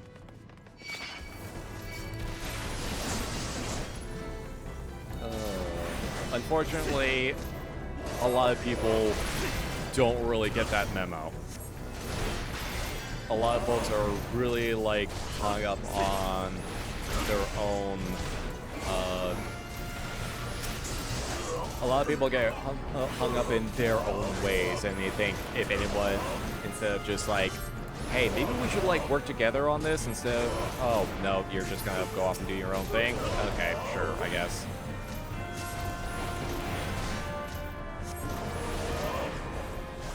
Like, maybe I'm just old. Maybe I'm just like, hey, maybe it's just a sign of my age. And it's like, hey, I'm trying to kind of essentially keep everyone together and kind of recognize mechanics and just try and keep things as smooth as possible. And it's like, yeah, maybe it's just that old school, like, gaming mentality that I have. But at the same time, like, it's really just disrespectful. You know, I see shit like that is really disrespectful. Only exception to that rule is when the healer pulls mobs to bring them to the tank, and that's because I kind of need the healer to be alive. Yeah, exactly. Yeah, so you basically, like, kill those ads, and then the real boss pops in. Nothing too crazy, but you can also, the tank does have some abilities that they can, like, stun or interrupt, so it's also a good way to kind of get them to start learning how to do, like, crowd control stuff. You know, mechanics, you know? Again, stuff that I kind of miss, because, like, a lot of bosses later on generally are immune to stuns, and there are very few chances to do interrupts.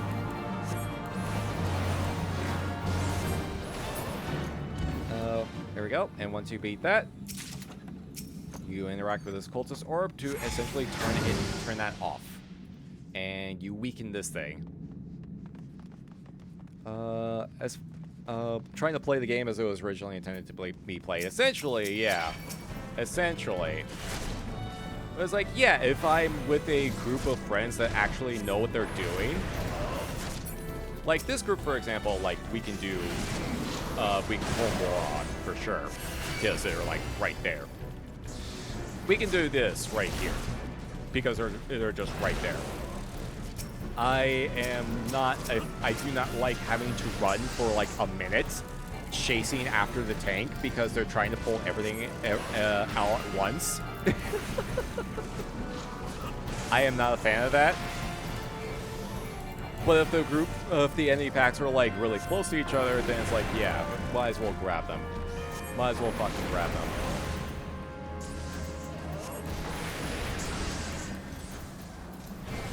Now, if I'm playing with people that actually know what they're doing, yeah, we can do a lot more goofy bullshit. We can do a lot more goofy bullshit because I can at least trust I am around someone that, at the very least, I know will at least know how to use cooldowns to make sure that they do not die in the process. You don't get that with randoms. You do not get that with randoms.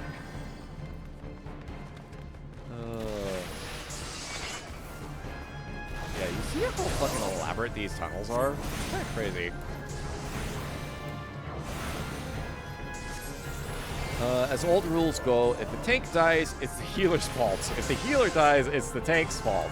If the DPS dies, it's the DPS's fault. Yep, pretty much. Pretty much. Like, I cannot... I have lost track of how many instances where I've been...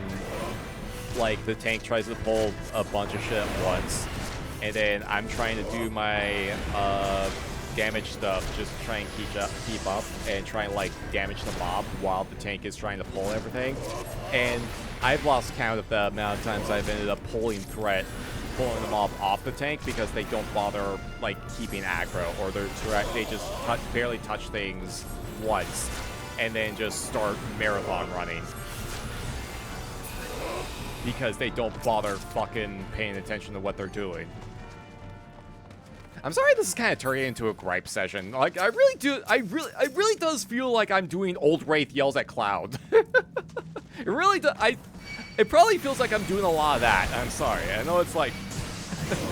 but it's like, I kind of miss some of these, like, the way some of these dungeons are, like, normally, like, how you do some of these dungeons, you know? But player mentality has caused a lot of things to change. Cloud is a Final Fantasy character, so it fits. But healer, you have rescue. Yeah, I do. I can't rescue from stupid. Exactly. Exactly.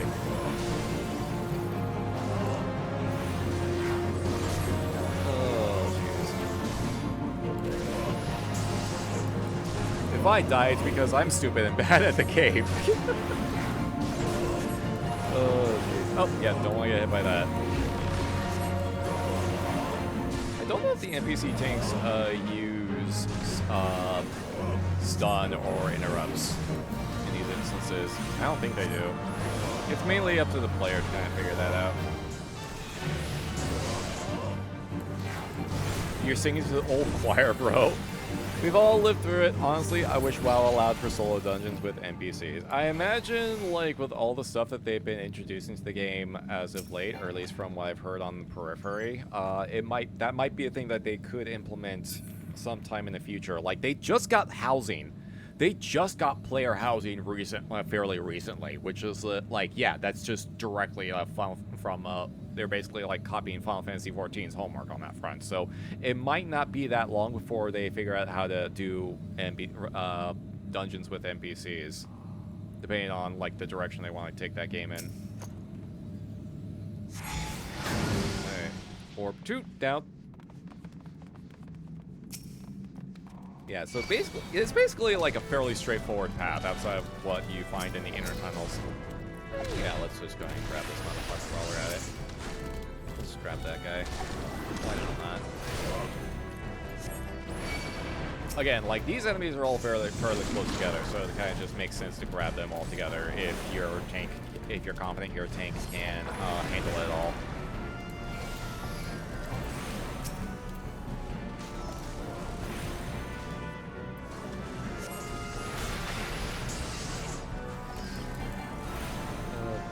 Because I'm also from like Final Fantasy XI mentality as well, and that with that game in particular, like, yeah, if you pull aggro off the tank, you better have a fucking plan.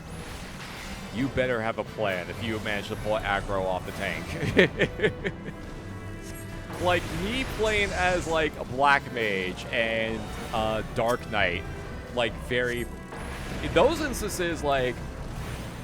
in those instances, like, you play a high damage class and you pull off threat, like, that's a fucking good thing in some cases, because it's showing, like, okay, you're doing your fucking damage. You're doing really good shit.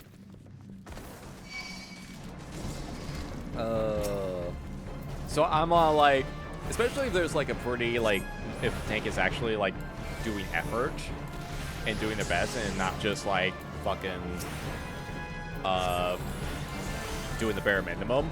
Like, pulling threat off the tank in FF11, I was like, oh yeah, let's go. I got that big damage burst. Oh god, I'm about to die. That's one of those instances where it's like, you kind of feel good because it means that you're doing a lot of damage and you're doing your job well, but also, oh no, I'm about to get my face eaten.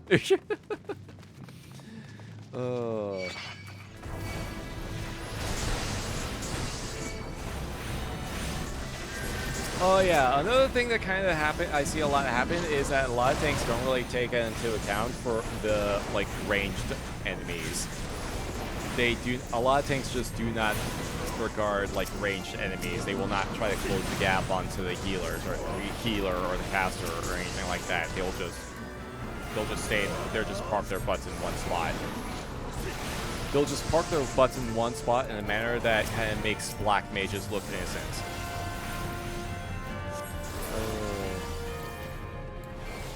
Just finished finding the demo final boss. Worth looking at later. Oh, for Dino Blade? Hell yeah, that is good to hear. That is absolutely good to hear. I may have... But you said it was also... It seems like it's resource intensive. Is it running on Unreal? If it's running on Unreal, then there's a very high possibility that I may have to do it in PNG mode if it becomes too resource heavy for me to swing normally. But if people want to see it, then yeah, that might be. I will be willing to make that concession. Talking about the Pandarian expansion housing. Play through that instant zone you get from a quest, and you can't even customize it. Well, that's a fucking bummer. That's a fucking bummer. Jeez. Oh, grab you. Why not? See if we can get the tank to move over. Tank is not moving over. Oh, just pulled the other guy. That's fine.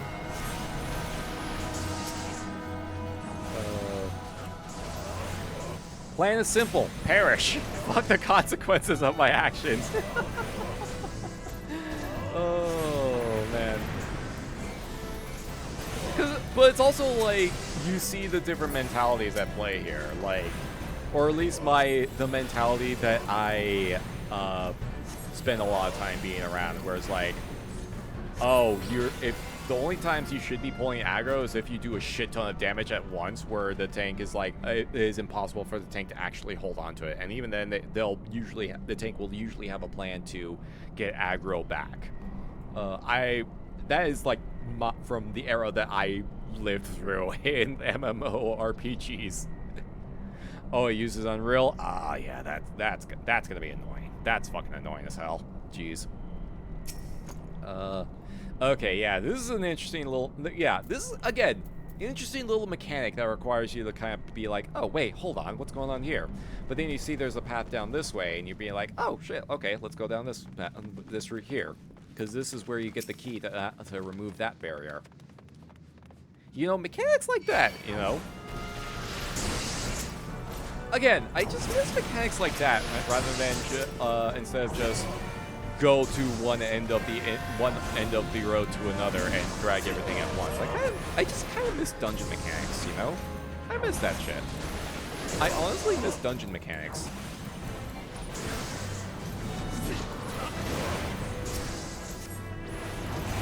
My mentality is the game is supposed to be fun. If you or others are not having fun, then what can change so that people are having fun? Exactly. Because, like, obviously, everyone has fun in their own ways. Like, everyone has different ways of enjoying themselves. But if your method comes at the expense of others, then it might be a you problem rather than the game problem. Okay, we need this cultist rosary. And then we use this to break the seal. And then we can get to those last two orbs. And that'll be it. Yeah, and I think after this dungeon, we'll probably go ahead and take a break, since after that, we'll have our third dungeon of this trip around the world. There we go. And this is a little bit of a more complicated fight, but still nothing too crazy.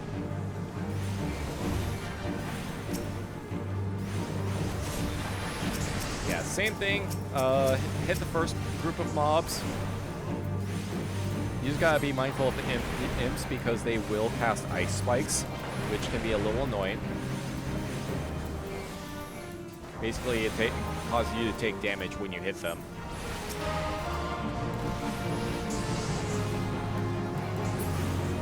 And then we get the real boss coming in. Yeah, same kind of enemy as before.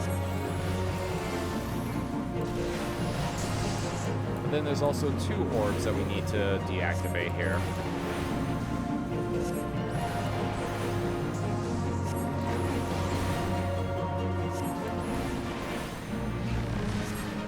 Yeah, you can kind of see, like, me as being a caster, I don't really need to worry about the mechanics as much as the tanker or a melee DPS does, which is kind of funny and a little unbalanced for these early dungeons for sure. But this is also meant to be an introduction. Like, the DPS's primary focus should be on making sure that they kind of start getting their rotation in. Alright. So we start deactivate these ones. And that unlocks the final boss. Here we go. We got our first encounter with a Mind Flayer. Galvant the Dominator. Yeah. And I don't believe they changed anything about this encounter. But there's still a few things to actually keep in mind. Oh, wait, okay. Tank is getting really fucking... Holy shit. Marauder just really wanted to be done with this. Holy fuck. Marauder is like, mine, bitch! Oh, let's talk more action. Okay, yeah, we have to, like, take these imps out. Otherwise, we won't be able to damage the boss. So, you have to shift your attention very quickly. And then, meanwhile, the tank keeps the main boss occupied. Legally distinct Mind Flayer, exactly.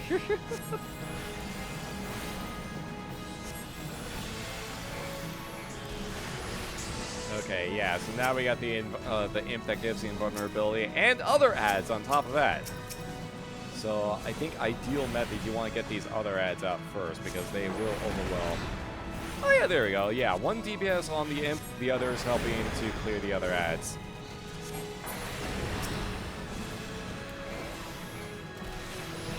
And I think there's like 1 more instance of that.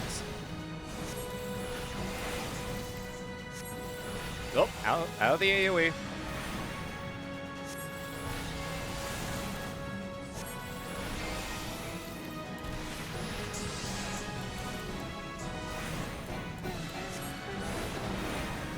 Okay, yeah, this is the oh shit moment. All the ads coming in at once. So the tank's gotta figure out how to rope all these in. Get these out first. Make sure the tank doesn't get overwhelmed. Okay, yeah, the other DPS is working on getting the imps.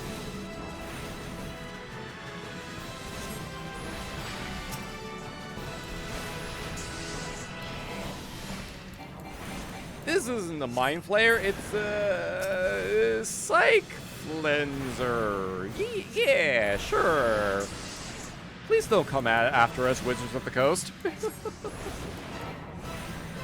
Oh.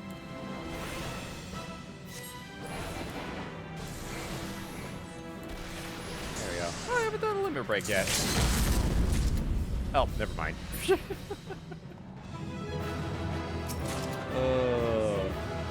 Completely been forgetting about to do limit breaks. And there we go. That's Tam-Tara. Not too crazy, but still has some stuff to introduce, interesting mechanics to introduce to people. Also a lot more linear compared to Sastasha, but it's meant to kind of get you a little bit more comfortable with your mechanics. All right, back to Gridania.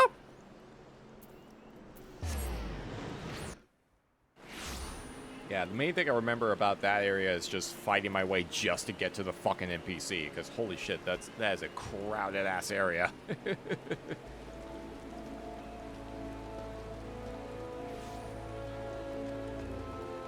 Okay, yeah, it's getting close. It's about 10 o'clock, so I think once we turn this in, we'll probably go ahead, to take a break because Az will probably also be starting soon. Amion!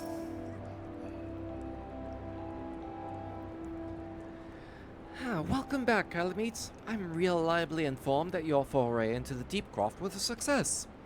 Nor did I expect anything less. Badarong's Reagan endorsement left me in a little doubt as to your capabilities. Even so, you ought to be commended. Lord Lewin asked me to pass on his thanks. I must say, it's something of a relief to be able to call upon such a capable adventurer. Sadly, death has become an ever more common occurrence within our fraternity of late.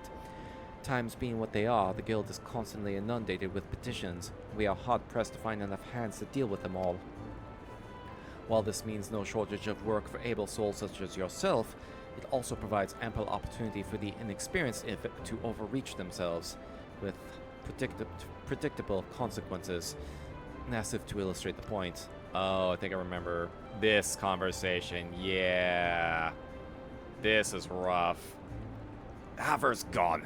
And it's all your fault! If it had taken you an age to heal him, he would still be alive! But I tried. He bolted out of rage before I could finish the spell. Exactly my point that I was talking about! I was literally just talking about this shit! I can't heal you if you're not in rage, you bastard! Literally what I was just talking about. Oh, fucking criminy. You should have been so hard-pressed in the first place. We should have done more to lighten his burden. To the hells with this pathetic excuse for a party. I'm leaving and it'll be too soon if I never see your faces again. Goodbye and good riddance. I'm leaving as well. I doubt this comes as any surprise, but I never liked you. I only suffered you for your healing, but you couldn't even do that one thing right. Cruel though this may sound, you brought this upon yourself. Oh, and by way of some parting advice, get rid of Avara's head. Bury it, cremate it, do whatever the hells you like with it, but for God's sake, stop carrying it around. Just get rid of it, alright? Okay, that's actually morbid as fuck. Wait, don't leave me alone, please. I'm so sorry, Avara. Please forgive me. Jeez. Yeah, that's rough. That's rough.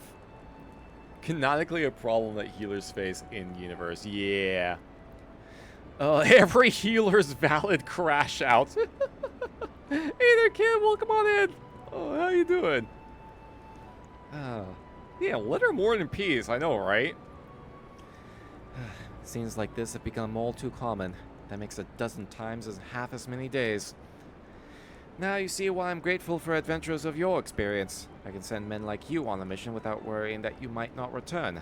Well, not so much at any rate. Speaking of missions, I would entrust you with another. About a bell ago, I received a message from my counterpart in Ul'dah. She seeks the services of a reliable adventurer, and you are nothing if not reliable. I think you might be interested in this task. If you say the word, and I will be glad to share the details with you. Yee. Oh man, I'm just glad to have a conversation with someone that's actually not drunk on the job. Oh, I'm on my 5th bottle of wine this evening. Oh god. I'm a very well-composed drunk. Dude, you don't say. Alright. So, we got ads coming in about 2 minutes, so this is actually a good opportunity to take a break because I need to get some air in this room. Hydrate and a bunch of all this stuff. Dumb question. Are you visiting this for funsies, or are you a dang new sprout? We are doing a Realm Reborn revisit, because it has been forever and a day since I actually went through this. Especially, I haven't even done this since they did the rework of Realm Reborn to truncate it all. So this is essentially a revisit, but I put together a appropriate glam for the occasion. But it's been interesting so far. But it is about time we take a break. So we'll take 10 minutes. That should give enough time to get some air in the room and do a bunch of get some other self-care in. So you all take the opportunity to stretch your waters, drink your legs, all that good stuff. We'll be back in a little bit. You won't behave now.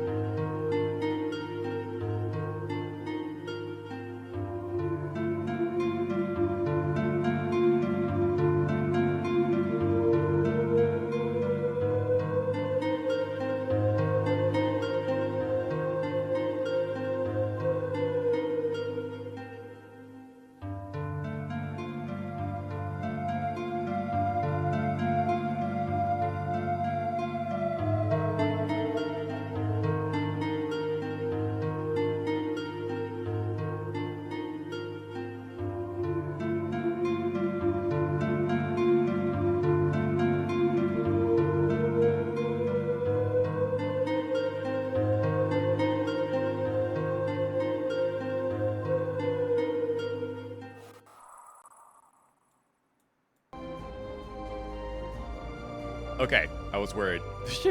I was worried that the OBS would all of a sudden just stop capturing the game audio again for some reason.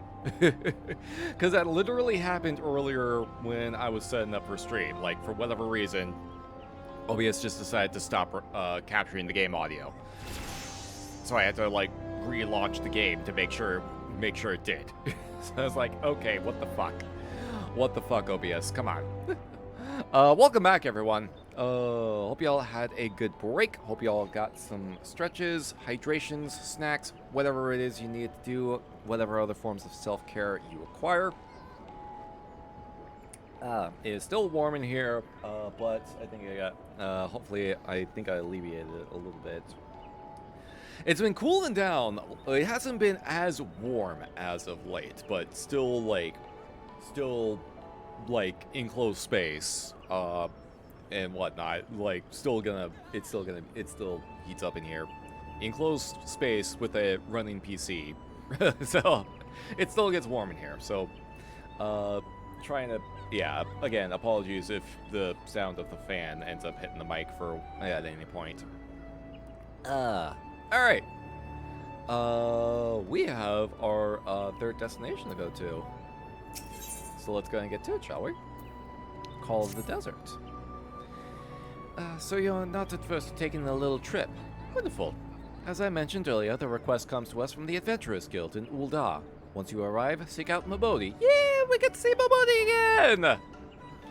Oh, we get to see Mabodi again! Woo! What's the actual... Yeah, let's just do a regular teleport. If it was more expensive to teleport back there, I'd be like, yeah, no, just teleport to my abode first, and then we'll do the Ul'dah teleport.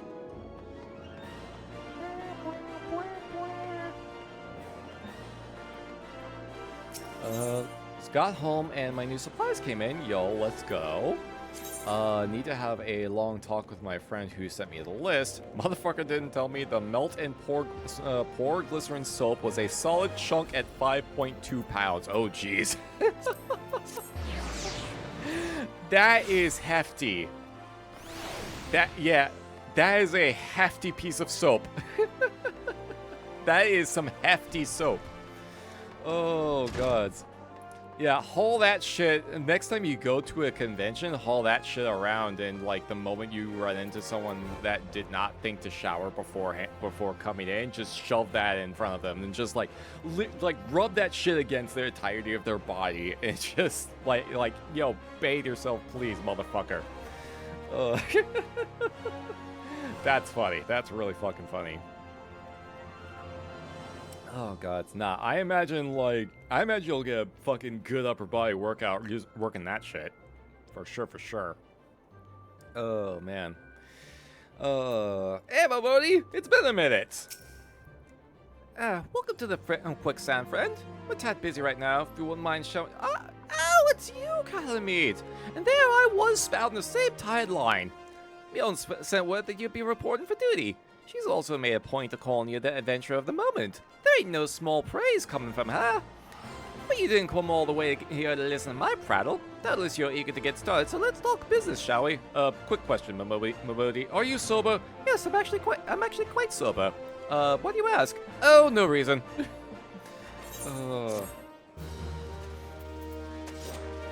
Does explain why it was $26. Jeez, yeah. That would explain. That would explain that completely. Mabodi is waiting to brief you on your task.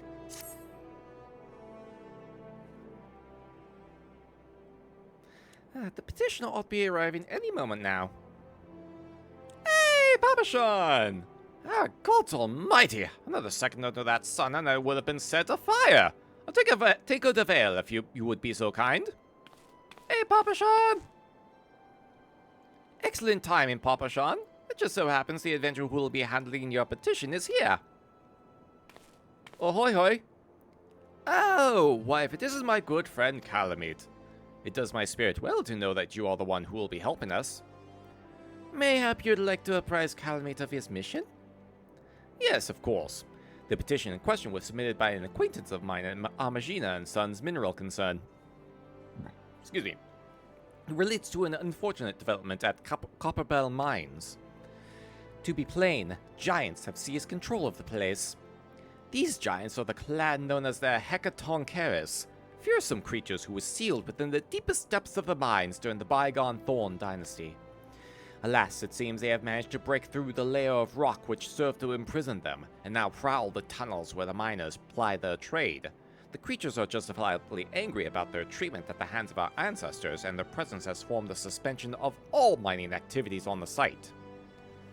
It's no wonder they're angry. Didn't the Thorn dynasty come to an end over 300 years ago? You know your history well, milady. The people of that age used the Hecatoncheires to work their mines. By way of enchanted helms, they were able to bind the ferocious creatures to their will. But, as is oft the way in such tales, these enchantments eventually failed, and the slaves rose up against their masters. In a desperate bid to contain the unbridled fury of the Hecatoncheires, our ancestors induced the collapse of the mine's lowermost levels. So it was that the great giant revolt was ended, buried beneath 100,000 tons of rock. Well now, that's got me thinking. I seem to recall there being an article about Copperbell in the Mithril Eye a fortnight or so ago. It said the mines were being reopened so as to meet the rising demand for building materials. Like as not, our boys dug a bit too deep and freed the giants. Gods, to think the poor creatures are still alive and kicking after 3 centuries. That's a long time to nurse a grudge. They must be seething. Indeed, and that makes them a danger to us all! There will be no mining at Copperbell so long as they remain. For the sake of both peace and prosperity, they must be subdued. This is the task which we would have you undertake. Sorry, I am just so...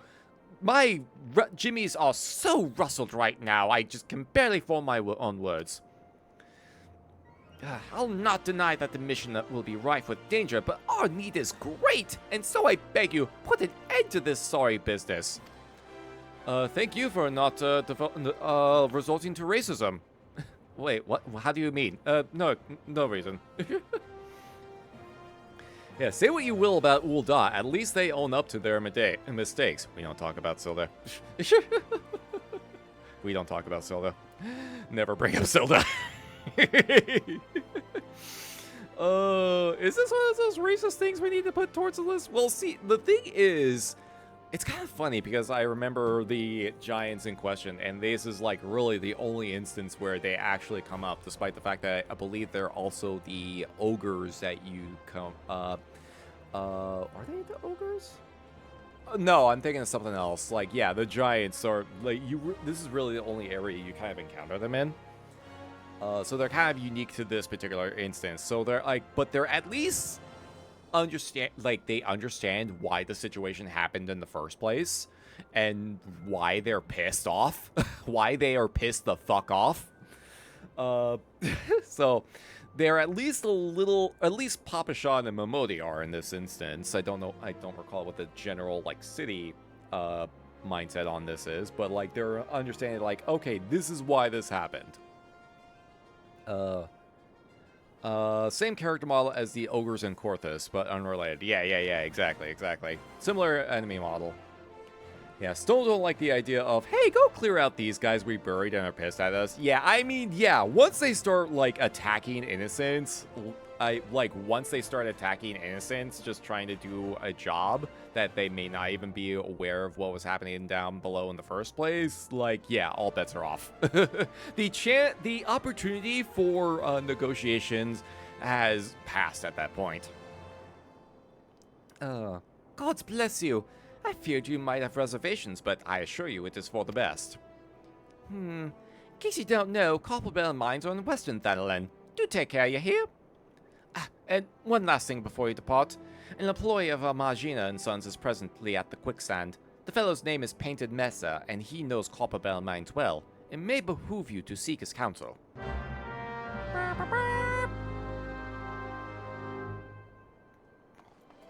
Now, do I have any alternative, like, low level glams, or low-ish level glams that I kind of utilize for this. Actually, that is actually, I've been kind of messing with Dark Knight glams as of late, based like piecing up the FF11 gear that I've been getting bits and pieces of. That's my white mage. That's my monk. Another white mage, another monk, blue mage, machinist. That's my gatherer. That's my goth club. That's my goth club look. That's the other tank clam. That's my reaper. Yeah, I should probably try and see if I can make a low-level melee DPS clam. That way I can bring like monk in or something.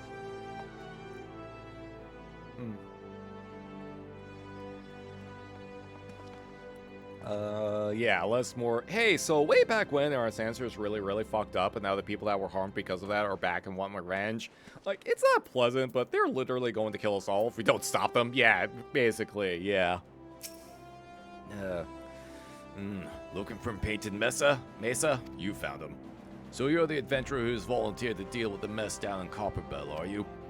You've got guts, mate. Just hope you've got skills to go with them, cause things ain't pretty down there. The Hecaton carriers have left the place in a right state, nearly a week after mining resumed. Don't know if you know this, but Copperbell was old when the resourceful Ul'dah dynasty was still young, and it was abandoned centuries ago. If it hadn't been for the shortage of materials needed for the rebuilding effort, the concern would never have thought to reopen it. We knew full well about the giants beforehand, but the project went ahead anyway. I mean, nothing could possibly have survived being buried under a mountain's worth of rock for 3 centuries, right?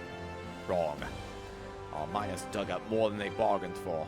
One swing of the pack axe too many, and they found themselves in the company of giants. Unless we can subdue them, the nation's glorious recovery will grind to a halt for want of aught to build with. The stone torches are keeping watch over the entrance in case the giants fancy some sunlight and fresh air. One of them will be able to show you the way in. The hope of the nation's resting on you, friend. Best of luck. Oh, okay, yeah, this is the other part of the equation. Capitalism. Because remember, we're in Ul'dah. Hold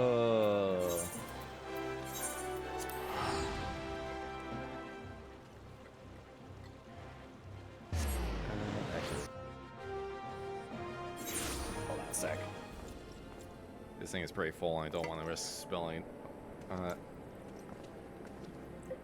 Yeah, so I'm refilling my mug with some water, and I realized, like, oh wait, shit, the thermos is actually pretty full. Didn't want to risk spilling any. Literal blood money. Yep. Basically.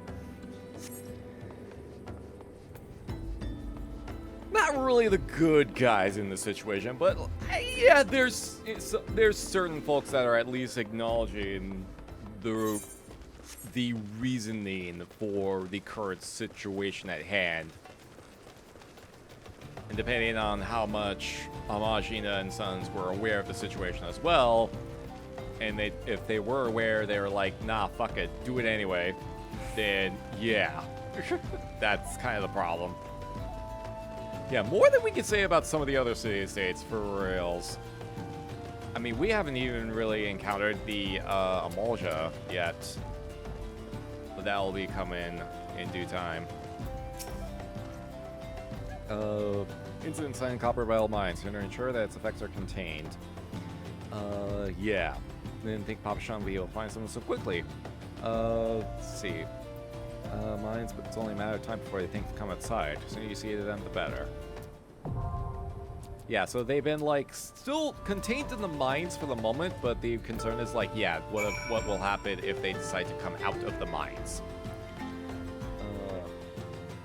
Alright. More NPCs. You know what? Fuck it. I'm gonna do a monk on this one just because I want to try and see if I can show the other DPS. Oh no, okay. I think I have to do like I think I have to do it as tank probably. Either tank or healer. Let's do it as tank, just so we can kind of show the other NPC that shows up. There you are. There's the other DPS. Just so I kind of get her in. Mix it up a little bit.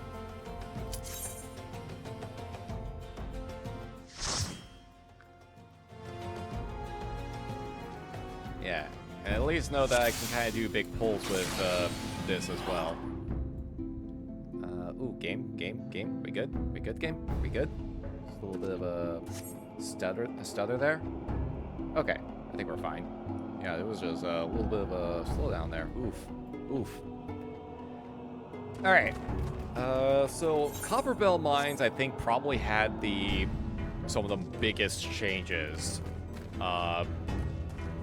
when they did the rework with these early dungeons, because it was if this is the one that I remember, then yeah, this one had the most changes to it.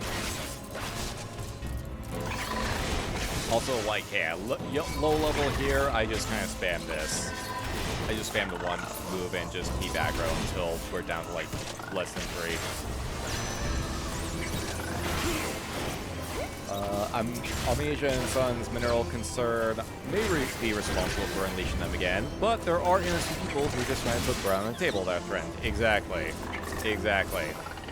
Like, if it didn't come down to, where's the, oh, you were literally on top of it. There we are. Yeah, if it wasn't for the fact that they were attacking innocent people that were just essentially doing their jobs, then there'd be possibility of negotiations, but unfortunately that's not the case. Pull the lever! Are you all coming with? Okay, we're just doing this now.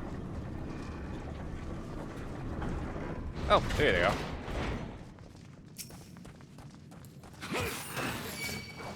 Let's see. Oh, grab this one.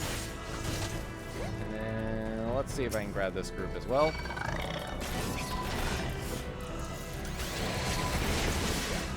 I have a couple of my actions at this level.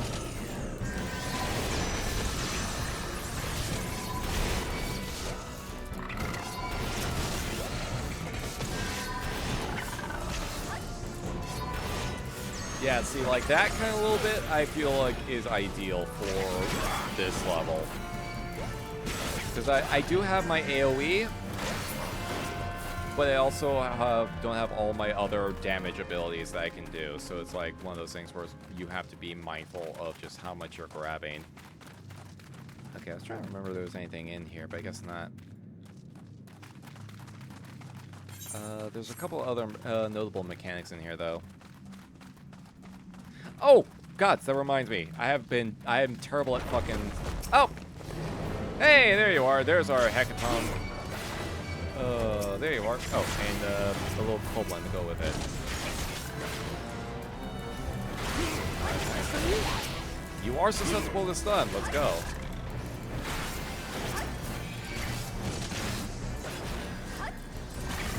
What was I gonna say? Oh, right. For anyone that has missed the pinned post at the top of chat, for whatever reason, there is a collaboration between FF14 and Twitch right now, where if you purchase or gift 3 subs on a channel that is streaming FF14, you can get a code for a mount in game. Wink, wink, nudge, nudge. So yeah, if you donate for anyone that donates or purchases or gifts 3 subs to the channel while I'm streaming the Final Fantasy XIV, you should get a code for a mount in your Twitch notifications. And so you support the streamer, and you get a cool mount in the process. It's a cool little rainbow mount, rainbow unicorn mount as well. There we go. Grab these, and why not? Let's get you for funsies.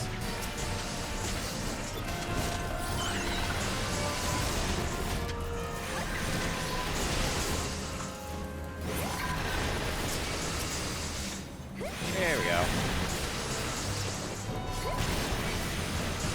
Whoop.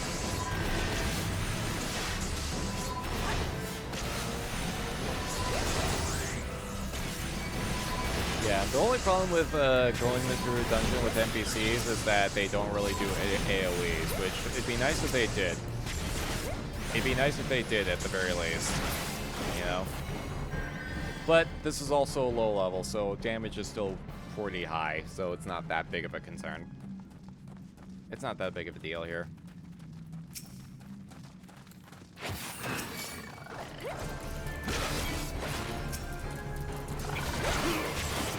Yeah, it's just these two in the other room.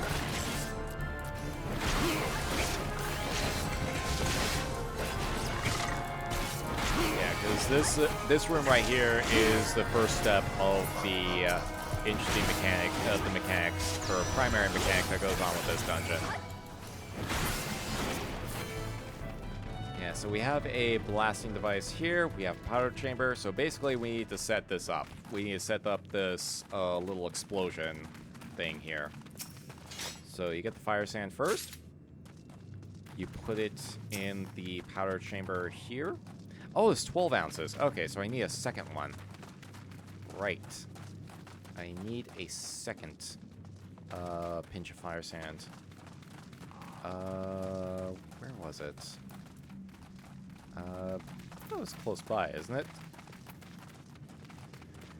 The one AoE they would have. It would still be something at the very least. Oh, there it is. I was gonna say, it shouldn't be that far. Yeah, I was like, it wasn't that far, if I recall. No more, no less than 12 ounces of fire sand. If at 10 ounces, it would be too little. 11 would just shy. 13 is too much. It must be and shall only be 12. 3 is straight out. All right, here's our first boss. Yeah, this is actually, is this? Okay, maybe this isn't the dungeon that I'm thinking about then. Maybe there's something else. Yeah, no, because the other dungeon I'm thinking about has a different one entirely. So I think this one, God, which one was it? Can I pull up the dungeon list? Oh no, I'm getting all of my dungeons I'm getting all of my dungeons mixed up because it really has been that long. It really has been that long. Yeah, I'm thinking about a different dungeon then. Oh god, it's Tank Buster! What the fuck? There's a Tank Buster?!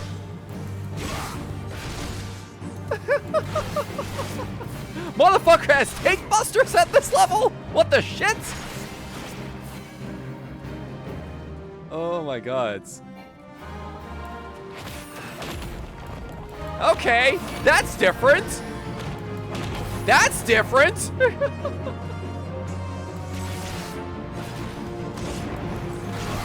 Criminy. Okay, so maybe this is the one that I'm thinking about. Because I think the original boss fight here was just a fucking gauntlet. I think the original boss fight in this first boss fight in this dungeon is not really a boss fight. It's just a fucking horde fight of energy. You're just fighting a bunch of enemies at once. So this is like significantly different. This is significantly different. Thou shalt not come to 11, save if thou then proceed to 12.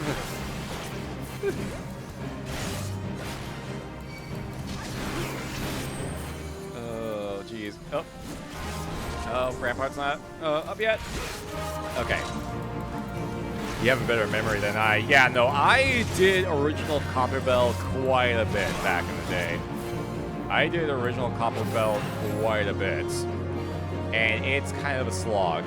It was a slog. Oh, Copperbell Hard. Yeah, that's probably what I'm thinking about. Yeah, Copperbell Hard is the other one. That might be what I'm thinking about. That might be what I'm thinking about.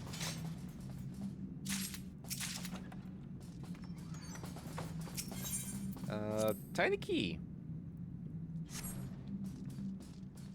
I don't know if don't know if the second boss here is the slime boss, or if that's also on hard, but we'll find out. Still, I was not expecting a fucking tank buster. I was not expecting a fucking tank buster marker. Mine was Hawk Manor. Oh yeah, no, Hawk Manor as well also had a couple of interesting changes because there was some stuff that was like very much mechanics of the time. Slime boss is normal? Okay, yeah, no. So we'll see the difference with slime boss. Okay, so I think with this one we have to kill the Spriggans to be able to get the fire sand for this next bit. So I remember... Yeah, I remember what they changed the slime boss to. And because, like, the original... Oh, the blasting caps dropped it. Because the original slime boss was, yeah, it was a fucking slog. It was a trial and a half, and you'd be surprised on how many people kept failing it because it just required so many steps. It required, like, a very high level of coordination despite being a low-level dungeon.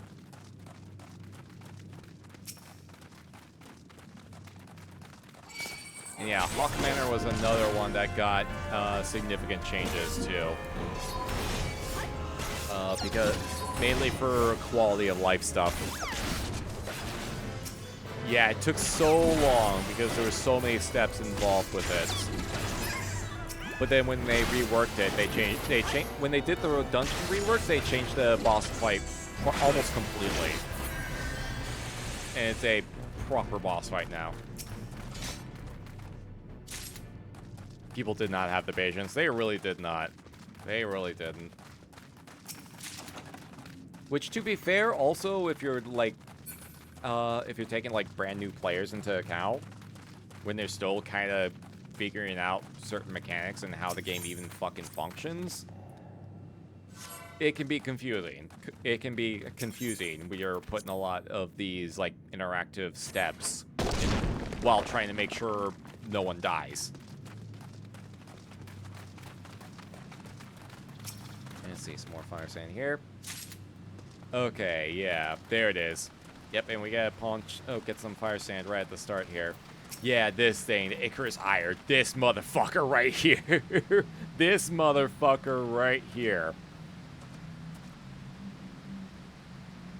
So, I'm gonna explain this here before we get in, because probably might not get a chance to when we get in the fight. So the original version of this fight is you pick up the fire sand, and the idea is that there was a blasting device in the middle of the arena, and another powder cap that you would have to put the fire sand in. Then you would try to lure the Icarus Ire within the blast radius, and then activate the plunge. And you're essentially trying to blow it up into smaller and smaller pieces, to a point where you can actually damage it. Because when it's fully formed like this, it took like minimal damage, and you would be fine forever. So the idea is like you have to blow it up into smaller and smaller pieces. So, takes a long period of time, and then the ads come in, and you have to get more fire sand from the ads, and then lather, rinse, repeat. And it was a lengthy process, and it made it like not great. It was not a great encounter. So when they did the rework, they essentially removed that requirement entirely. So it's a normal boss fight now. Honestly, missed that fight mechanic. The mechanic was good. The mechanic was not necessarily the problem. The problem was that you had to do it multiple times. If you had to do it like once or twice, wouldn't necessarily be an issue, but you had to do it like several times on top of making sure the slime was actually positioned in the correct spot. So you have to make sure the tank would make sure it stayed in the blast radius, because if it moved out of the blast radius when it went off, it wouldn't work. So there's a lot of a high level of coordination that was required for this, despite this being a level 17 dungeon. A high level of coordination was required for this, and a lot of people just like did not really have the patience for it. The Lancer, I do not.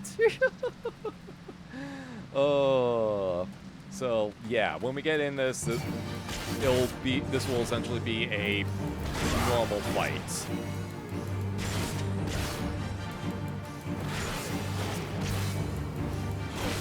Like, see how we're actually like dealing damage with this to this thing? Oh god, Tank Buster! They gave this thing Tank Busters. Oh, hey, limit break.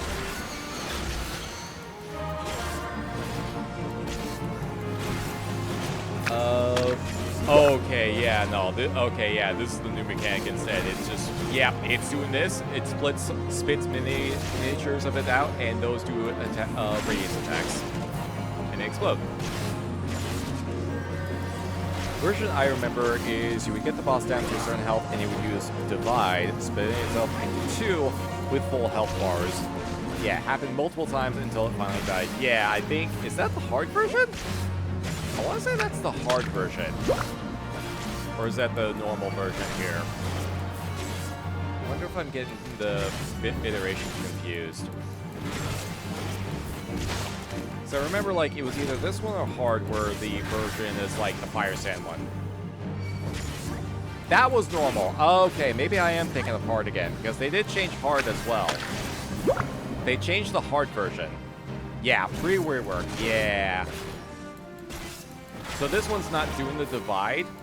Instead, it's just spitting out smaller versions.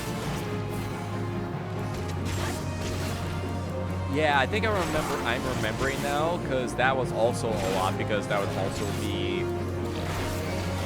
That kind of also made the fight just take a long time to do. Whereas here it's like, yeah, we actually have a normal fucking fight. We actually have a normal fight here. Oh yeah, and then they just kind of set the other Fire Sand there.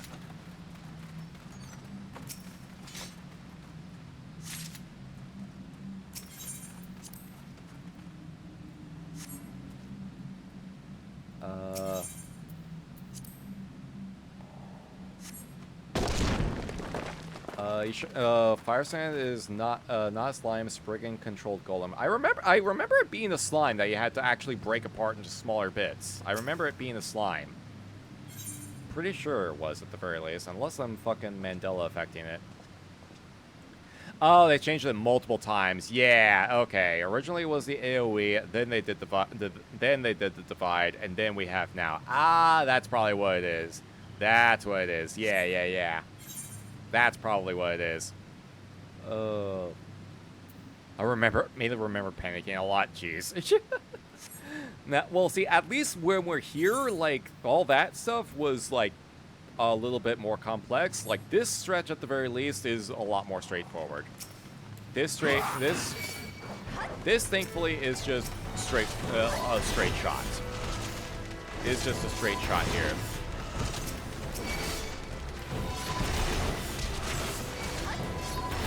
I was a scared Sprout. Yeah, no, that is totally understandable. That is totally understandable. Might not be the best spot for me to be at because of that.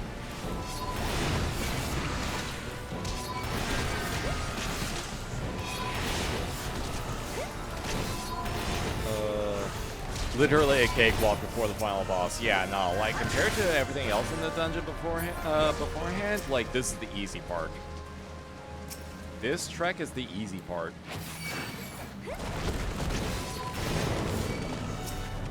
Oh. Okay, just want to make sure I actually tag out. Oh, hello! Where'd you come from?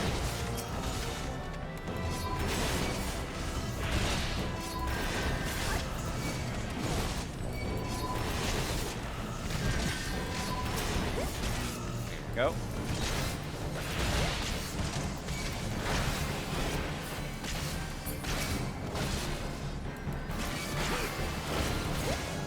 Oh yeah, attack power on next special technique is increased. Okay, that's new. Oh, ow. Pain. That actually hurt. Kool-Aid Man style. Oh yeah. Just chilling, waiting for an adventure to come along. So just burst out of it dramatically. Used to be multiple caves that would turn into each other. Oh god, that feels like it was like early Realm Reborn, because I hopped into the game during Stormblood. I joined this game I started this game up during Stormblood, so maybe that was a version I didn't get to. Okay. Is this the... is this the one? Okay. I think this might be the hard mode one where the other mechanic is different. But this also is like, they changed this one too. They changed this one too, I think. Because I think, like... I think this might be a hard version, but there's a version of this where it's like the final boss actually goes over to a wall and tries to break it open. And you essentially need to... Obviously, you can't really stop it the first time, but like once it breaks the wall down, then an ad will come in that will need to be dealt with. I can't remember if that was like normal or hard. I want to say, God, it feels like it was something on normal. Because you could eventually, like... That was this fight. Okay, yeah, I wasn't sure if I was remembering correctly. Yeah, the virtual version of this fight is like, it was kind of... The arena is also like super different. Because it was multi-layered. And like the fight would normally be kind of pretty normal otherwise, but eventually at certain health thresholds, it would run over to a wall and start bashing it open. And eventually, like, it breaks the wall down. And then an ad spawns that the tank would need to grab, and all the DPS would need to focus fire on. And it's an interesting mechanic, but generally the normal response is to just fucking kill it. Just kill the boss. Don't worry about the ad. Just kill the boss, because you can usually DPS it down quick enough. But I honestly don't remember I don't know what they changed with this one, actually.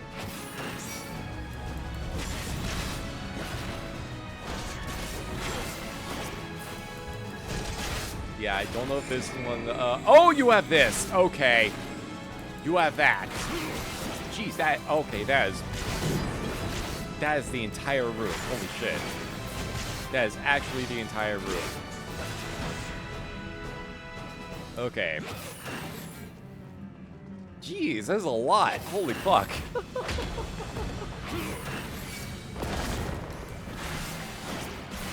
There's a lot going on with this. Oh, I don't know if the thaumaturge is gonna make it. Oh, just barely. Just barely. Oh god, it's in another tank buster. Holy fuck.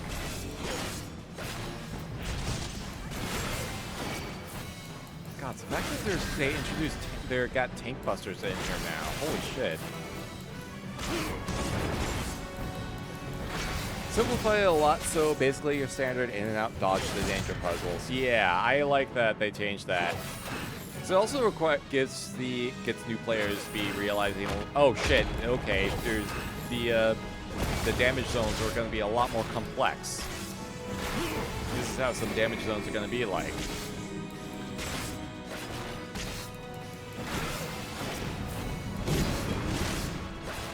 So it's definitely a lot more engaging rather than just beat it until it dies.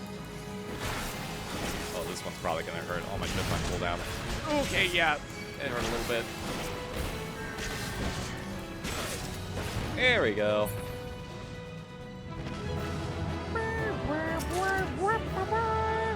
And that's Copperbell.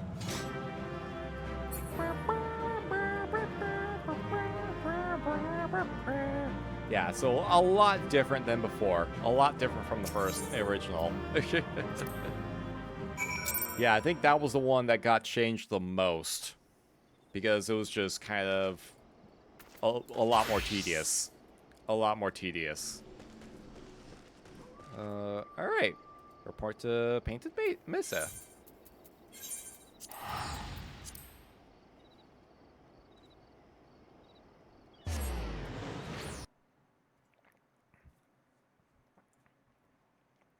Yeah, I can't remember if Hawk Manor is a main story or if it's side content, but like they also kind of changed that one a couple main ways, mainly for quality of life purposes.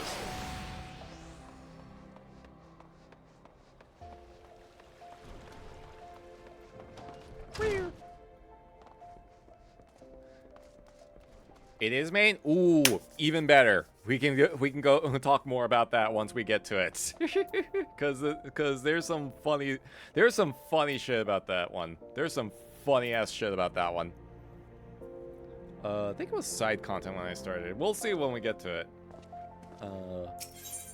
Oh, I didn't know. There's a into a copper hell. I didn't know there was a solo duty here. Wait, what? Excuse me? Okay. Funny in retrospect. Funny when you're looking back on it. Alright, what's going on here? Yeah, funny when you're looking back on it.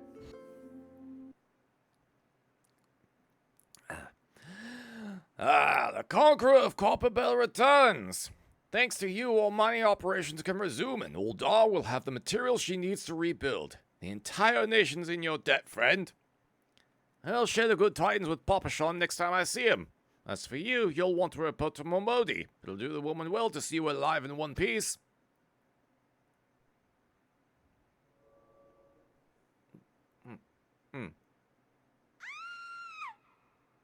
Nutty the fuck?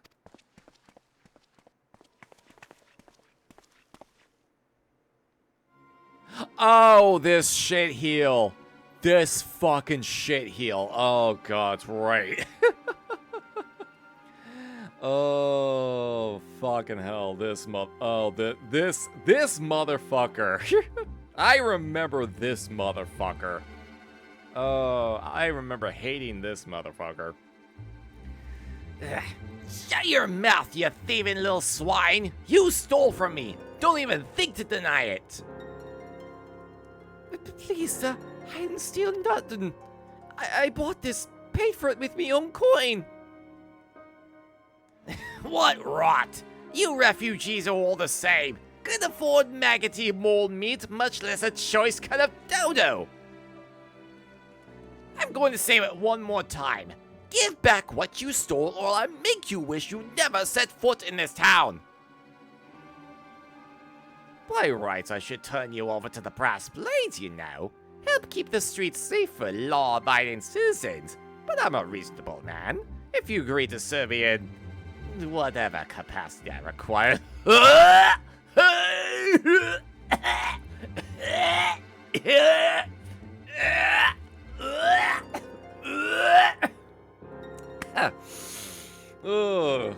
The authorities didn't hear of your crime.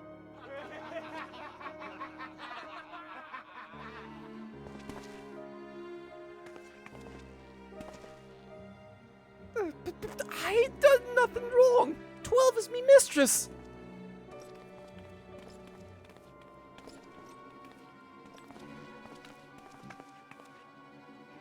Please, adventure, help me.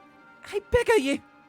I swear on me mother's grave. Oh, I'm sorry, I skipped the dialogue. I'm sorry. Okay, are you all really doing this? And you all fucking cowards is what? And who the hells are you when you're at home? This dog's master? Yeah, I've had enough of this mama's farce. You lot, teach him a lesson. You know, where I'm at, we usually send you running out. You know, where I'm from, we usually send people like you out in the desert without any food or water whatsoever and just let you suffer. But I'll just go with we're not where I'm at right now, and I've got way worse things in mind for people like you.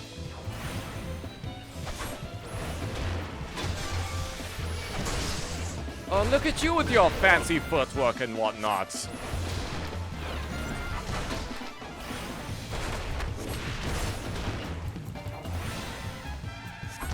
Not bad for an adventurer. I like to think so. I think I'm pretty good myself. should have stopped at the 7th ale.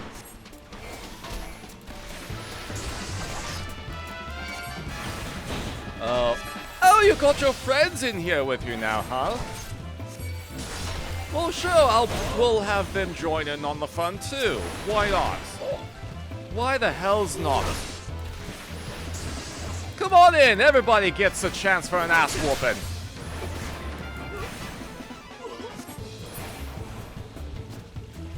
Anyone else?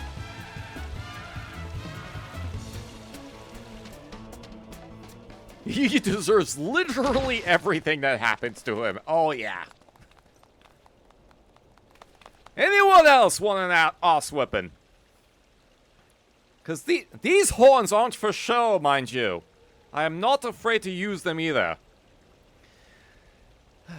I ain't getting paid enough for this! Run away!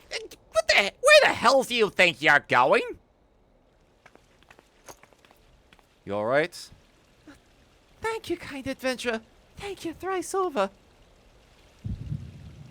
Oh gods, not now, not now. This is not the time. Oh no, what the fuck? Oh gods, why? I literally just did a cool guy thing! Oh, we got ads starting in about 5 minutes, by the way, as a fair warning. I'd swear there were more refugees than when I last looked. Oh yeah, this is kind of when we get our introduction to the Alamigan refugee crisis, because at this point in time, Alamigo is being occupied by the Garlean Empire. I completely forgot the fucking actual name of the empire for a second there for some reason.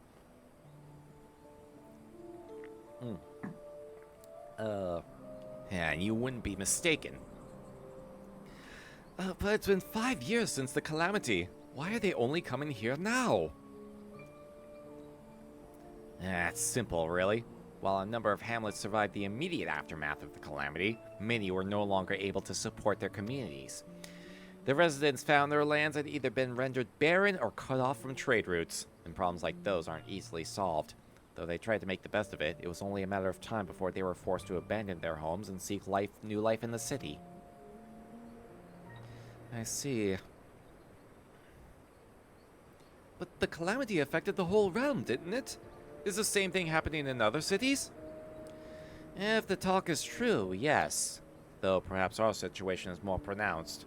Ul'dah has a reputation for being prosperous, so it's natural that the refugees would try their luck here first. My heart goes out to them, it truly does, but I would be lying if I said that I wasn't apprehensive. I hope their presence doesn't foment lawlessness in the city. Well, if things do take a turn for the worse, we always have the Immortal Flames. I dare say the Brass Blades would welcome their help. The heroes who fought the Garlean Empire patrolling the streets for riffraff? It may well come to that. Impoverished and desperate as they are, you may be sure that some of the refugees will turn to crime. You know what this place is like? If you've no coin, you've no hope. Capitalism! What will become of our city?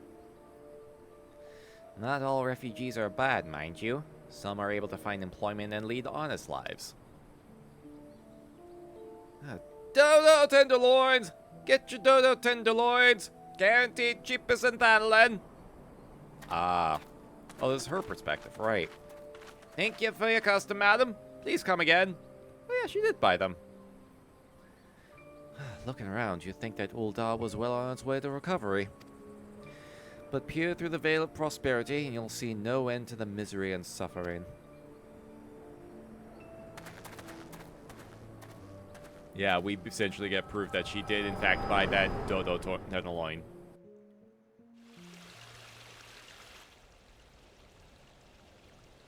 Are you alright? Oh, gods, what the fuck happened? Oh, hi there. You okay? You were what now? You mean to threaten a defenseless citizen? Oh, you are far from defenseless. What? Wait, Saw? her buy that meat, you say? That's absurd! Let me go ahead and snooze the ads real quick since we're still in cutscene. At least they aren't blaming the refugees for being specifically racist against Alamegans like some Ul'dah citizens. Yeah. Good boy, yeah. We'll get to the, we will come to see the proper Alamegan settlements in due time. Excuse me. Yeah, psychic migraines. Aye, as did I! Leave the poor woman alone, you damnable vulture! See what she said? Who said that?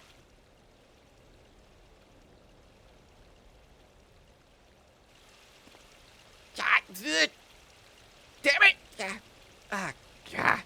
I will overlook this, but just this once. Yeah, get out of here, you fucking coward. Oh, God bless you, adventurer. If you hadn't come along when you did, who knows what that monster might have done? It don't bear thinking about. Yeah, best not think about it. Go on now. Stay out of trouble.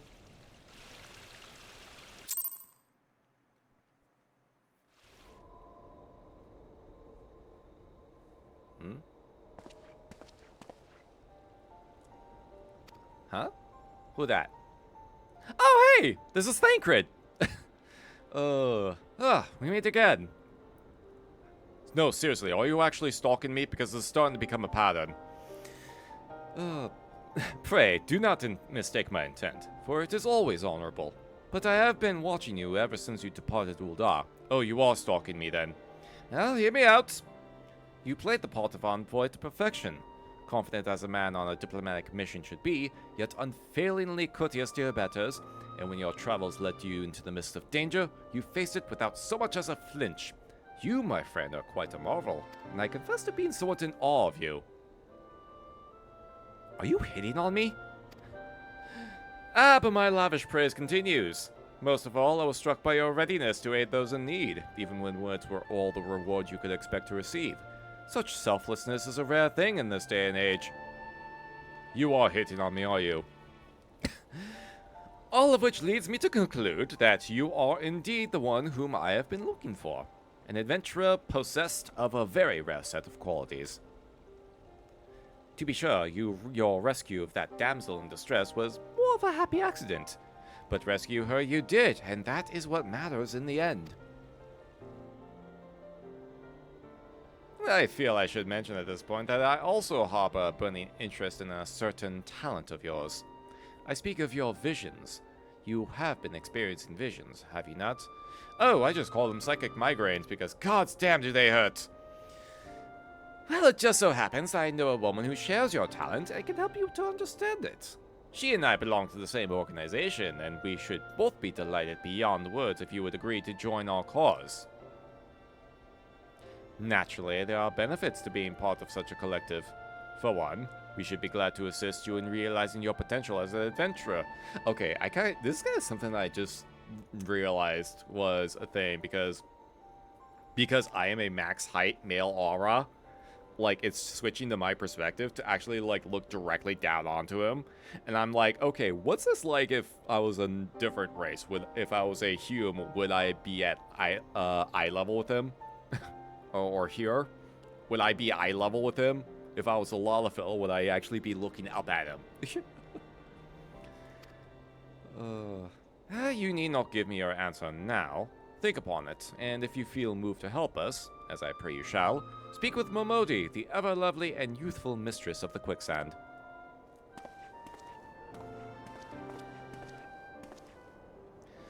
Tell her the Scions of the Seventh Dawn have found their man, and she will tell you where to find us. Not all that dramatic, but essentially, I like details like that. I'm a fan of details like that.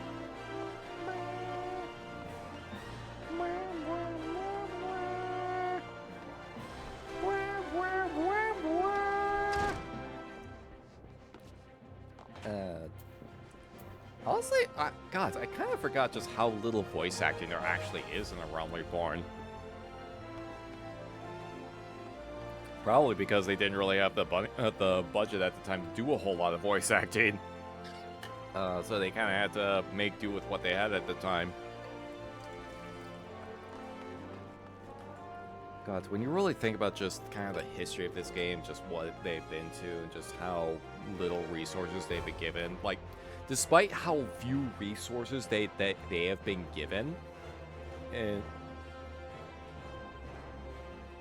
and yet they've consistently have been able to just make it work one way or another, it is absolutely fucking commendable.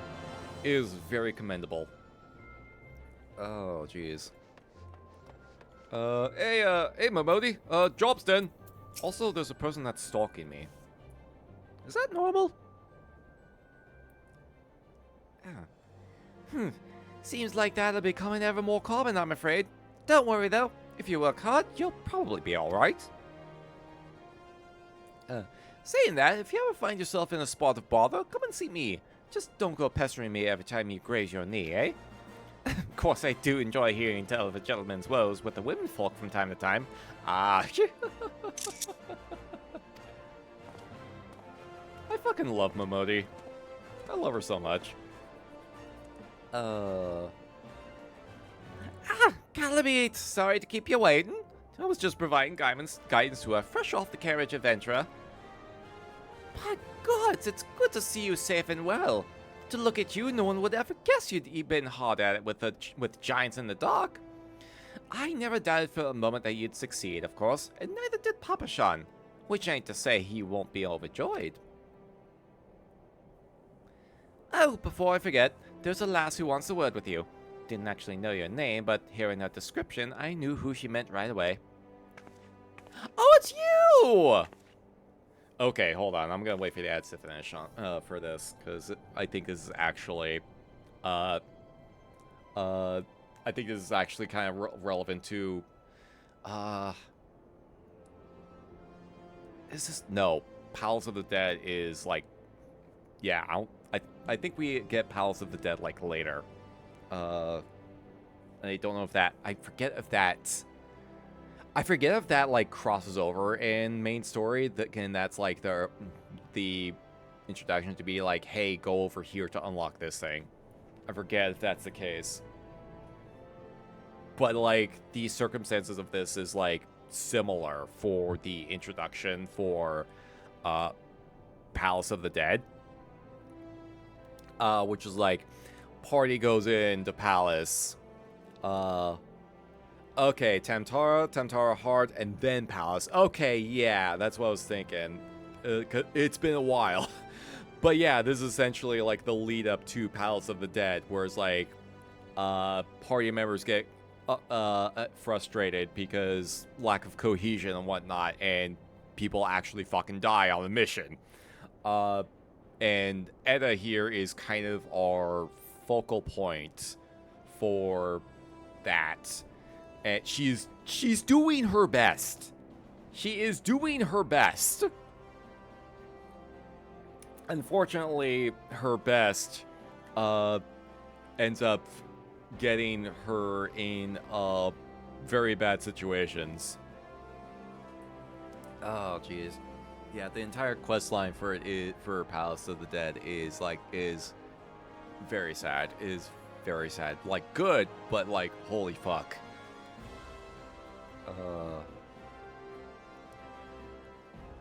God, yeah, no, there's just a lot of stuff that I'm like trying to remember from like way back when, but it has been actual fucking years. It has been actual fucking years. Oh gods. Like, oh gods, what was it? What year did Stormblood come out? What year did Stormblood come out? Because I want to say like I started in like 2017 or something like that. I want to say it was 2017. Hey, welcome back from the ads, everybody. Yeah, we were just talking about like how this character is like the lead up to Palace of the Dead and everything involving that.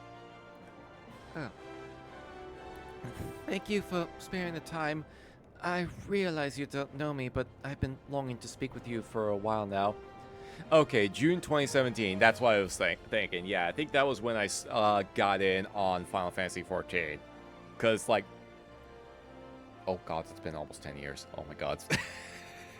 Oh fuck, it's been almost 10 years.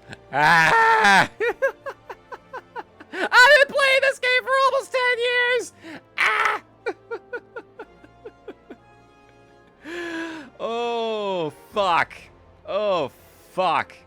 Criminy. Oh man, I really now I really do feel like old Wraith yelling at clouds. Oh, criminy. Oh, anyway, yeah. But yeah, to give you like idea of just how long it's been since I've done these quests. To give you an idea of just how long it's been. You want to talk old? Guess what movie is coming to theaters for its 10-year anniversary?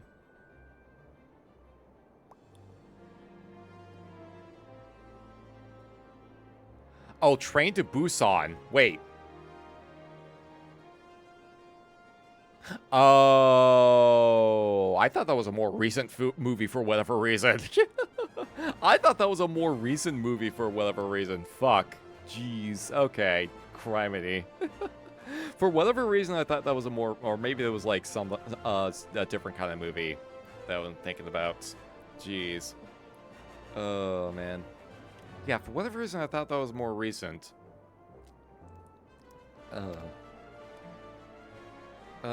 Also, are you also stalking me? Because I already have one stalker. I don't really need another. Hey, Momodi, is there a way to file a restraining orders in Ul'dah by any chance? 10 years this year, saw the poster promoting it when went and saw Hades Town and immediately shriveled up. Oh, fuck. Criminy. Anyway. My name is Edda. I'm an adventurer like you, though I'm not very good at being one, if truth be told. Anyway, I was adventuring with my friends in Gridania when... I'm sorry. We were in Gridania when the leader of our party was killed. His name was Avare, and he and I were to be wed in the spring. Oh. You may not remember him, but to say that he remembered you would be an understatement. He would sing your praises from dawn to dusk. He saw you for what you are, you see, an adventurer's adventurer, and swore that he would be like you one day. I believe that he would have succeeded, had if he not robbed him of the chance. Since that day, I have thought long and hard about giving up adventuring. But when I think of the man you are, and all that you have achieved, I find that I am inspired just as Avare once was. And so, I've decided to start again as an adventurer. I will go back to the village of my birth and begin my training anew. But I wanted to meet you first, to ask you your name. Calamite. Calamite Bourbon is how I go by. I shan't forget. Pronounced like you're French? What's up? Oh. Thank you, Calamite Bourbon. I pray that we will meet again. Fare you well. Oh boy! Yeah, we absolutely do. Oh man, don't you worry about that. Adventuring can be a cruel business. Time was, I didn't know why anyone would bother. When they first asked me to take charge of the guild here, I didn't want aught to do with you lot. Thought it'd be a right pain in the ass looking after you all. But against my better judgment, I decided to accept the post. And I'm full glad I did. I feel privileged to be a part of your lives. And that goes double for yours, Calamite. Right. You can rest assured that my ass is in quite good shape. Multiple times even. Really good. First time to see it, so take my opinion with a grain of salt. I am not familiar with Hades Town. I may have to look that up. What do you say? You want to know about the Scions of the Seventh Dawn? They're beginning to move in earnest then. Listen, Calamite. The Scions ain't no ordinary folk, and the work they do ain't no ordinary work. I know full well how capable you are, but even you would think twice about attempting some of the stuff they do. Knowing that, if you're still certain you want to get involved, I'll tell you what I can. Yay!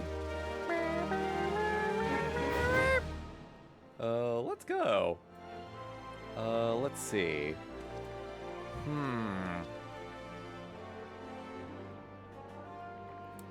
I'm thinking, would this be a good spot to go ahead and call it that for now, or should we go a little bit longer?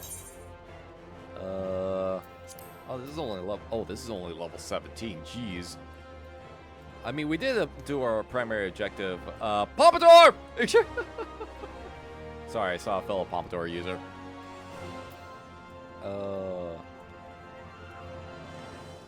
Doesn't matter if that particular performance of it was better or worse than any other performance of it. Really? There are multiple performances? Huh. Highly recommend checking out Hades Town. I'll have to see if I can look that up, just kind of get an idea of what it is. Okay. I think this is... You know what? Let's go a little bit longer. Well, let's go a little bit longer so that we can get introduced to the Scions at the very least. So you want to know more, do you? Well, ain't that a surprise? I swear if I painted certain death on one door and limitless wealth on another, 9 out of 10 adventurers would go through the first. And the other bloke wouldn't be able to choose on account of being Ul'dah. Anyway, don't say I didn't warn you. First of all, if you're wondering whether you can trust these Scions at the 7th Dawn, you can. They're good people who've made it their mission to solve some of Eorzea's most pressing problems. Of course, that ain't no small task, and so they're always looking for dependable individuals to join them. Individuals like you, Calamite. Now, I've been given leave to tell you where to find the Scions, but you must promise to keep this information to yourself. As you can probably imagine, it's something Eorzea's enemies would very much like to know. The Scions are headquartered in Vesper Bay, out in western Thanalan. The place you're looking for is called the Waking Sands. Give your name to whoever's at the entrance, and you'll be alerted. It begins! You're a man of demand, Calamite, and the days ahead promise to be busy, but I hope you won't forget your old friend Momodi. Drop in and tell me how you're faring from time to time, you hear? Right, well, I've said my piece. Off we go!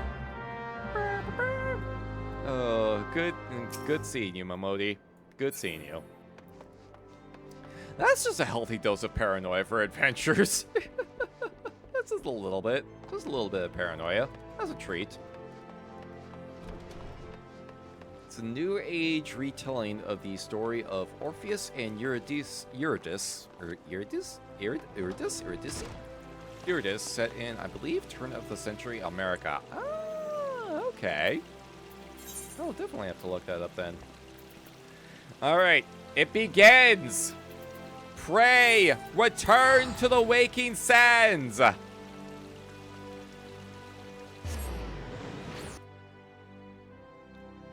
We'll go ahead and get ourselves over there, and then we'll call it a night. Eurydice. Okay, I couldn't remember the fucking actual pronunciation for the life of me for some reason. I was like, yeah, I remember the character from Hades. Why can't I remember the name?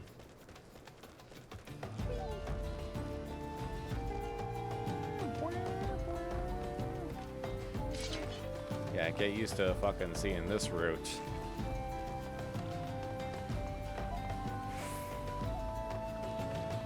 Like, it's a cool scenery right here. You got the ruins, ruins submerged in water. But God, the amount of times you go back and forth through this, holy fuck.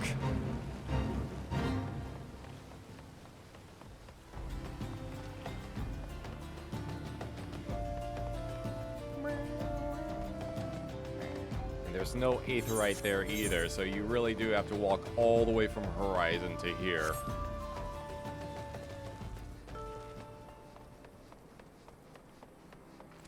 Here we go. Here's Vesper Bay. Yep. You become very well acquainted with this area very quickly. Very quickly.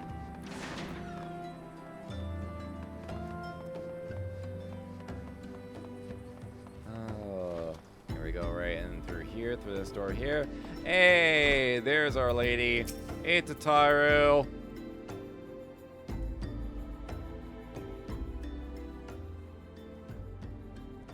Love that they made it a plot point to not put an aetheryte there. That is a fair point, because yeah, even Momodi's like, hey, they're trying to keep their location a secret. Shut the fuck up.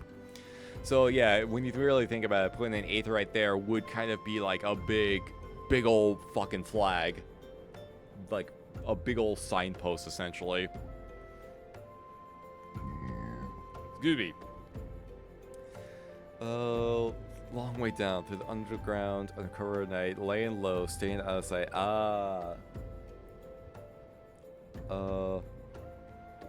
It was Lolorito? Wait, I'm confused. Oh.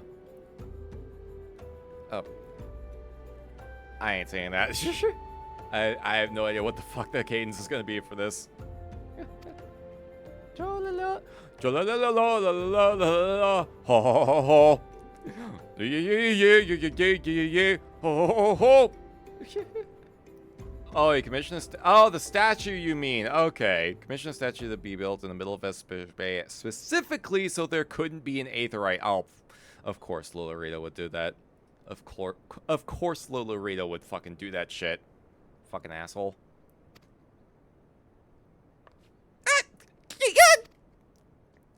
Oh.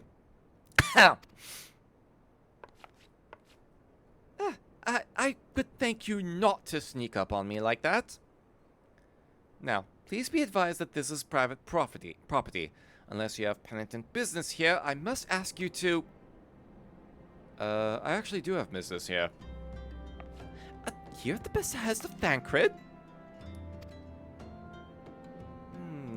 My sincerest apologies.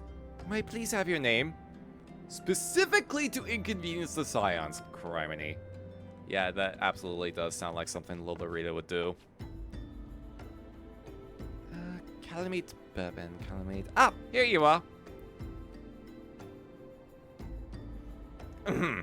I bid you welcome to the Waking Sands, headquarters of the Scions of the 7th Dawn. My name is Tataru, and I look forward to assisting you during your time with us. Yay! The antecedent is within the Solar. I shall let her know to accept you. This is not Thancred. You're not Thancred. Alright.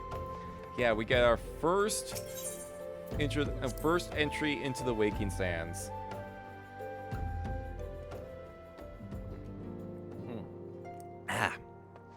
Yeah, nice little place. Yeah, look at this. Look at this area. So full of bright, prosperous bright faces and hopes and dreams and ideals.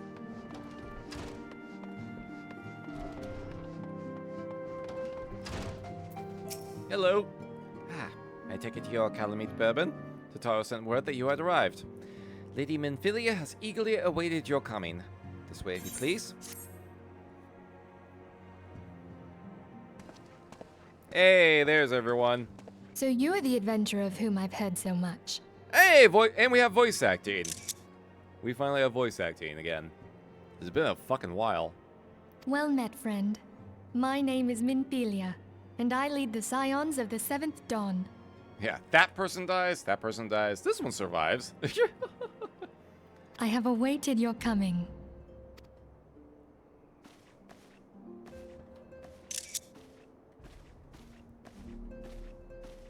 Please, be at ease. You are among friends here. Gods, I forgot about Minfilia and her boob napkin. Jeez.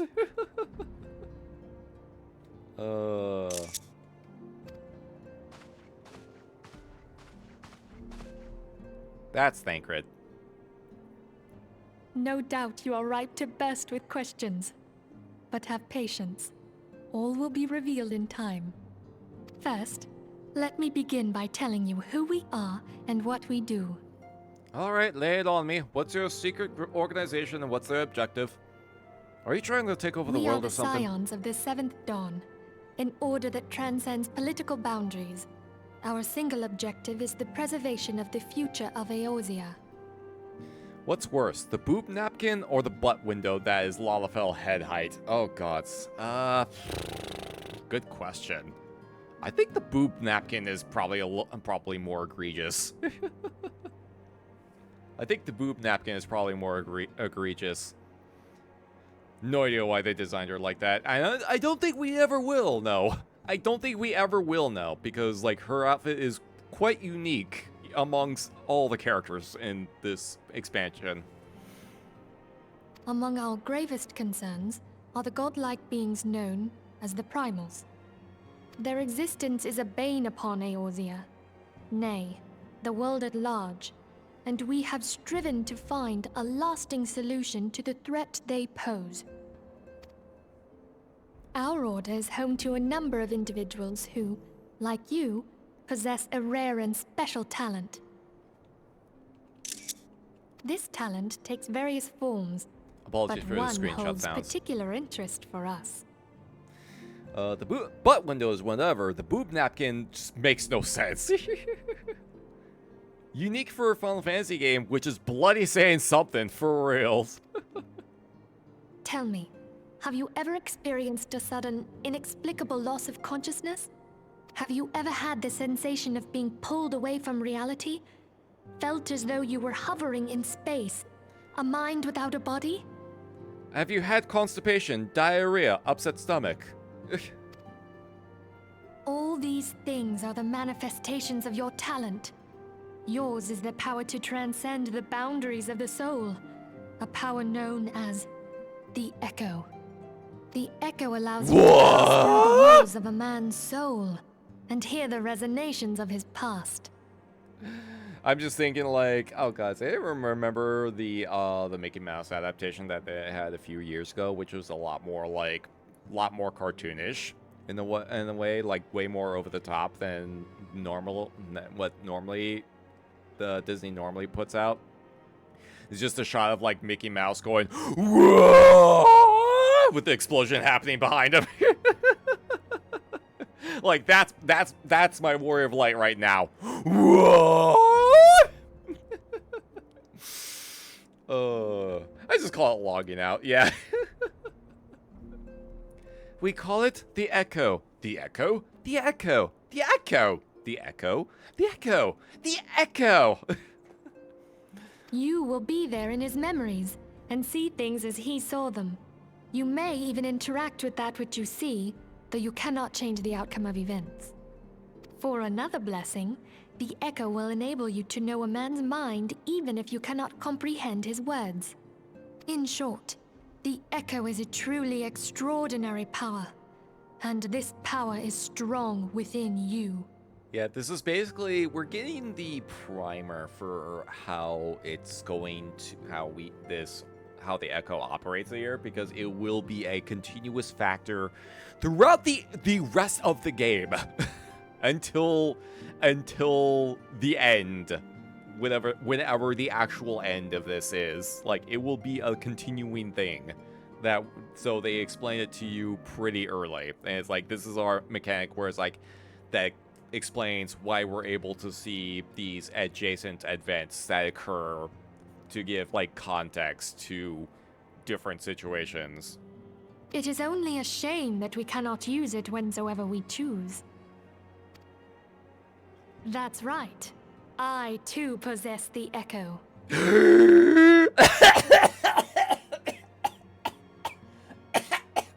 I gotta stop doing that.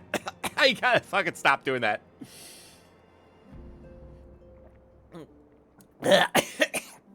I really gotta stop doing that. With that established, let us return to the subject of the Primals. So long as they exist, the realm cannot take so much as a single step towards true peace. Measures must be taken. Measures which transcend boundaries, be they of faction, race, language, or creed. And to do so, the Scions require the aid of those with our talent. Make no mistake, the Echo will be instrumental in dealing with the primal threat. Without it, we cannot hope to save the realm. I blame Narcissus. Oh, man. I know not what it is you desire for yourself, nor what it was that first brought you to Eorzea. But I firmly believe that the power we possess was given to us for a purpose. Why else would the gods entrust man with a gift so extraordinary, if not to have him use it?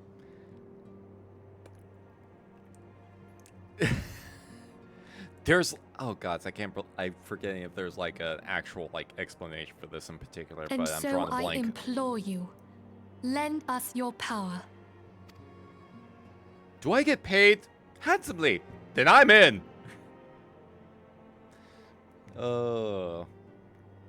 Okay, that was all the voice acting that they could. That was all the voice acting that they could afford for this instance. The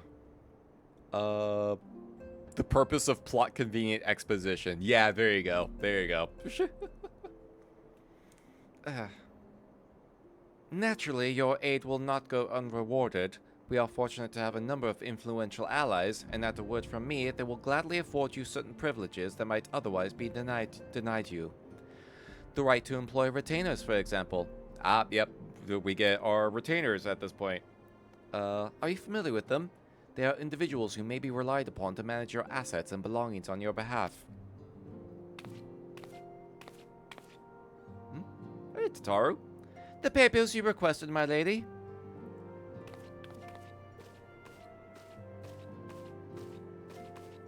Sorry, we all out of voice acted cutscene. Yeah, you have exceeded your voice acting budget for this cutscene.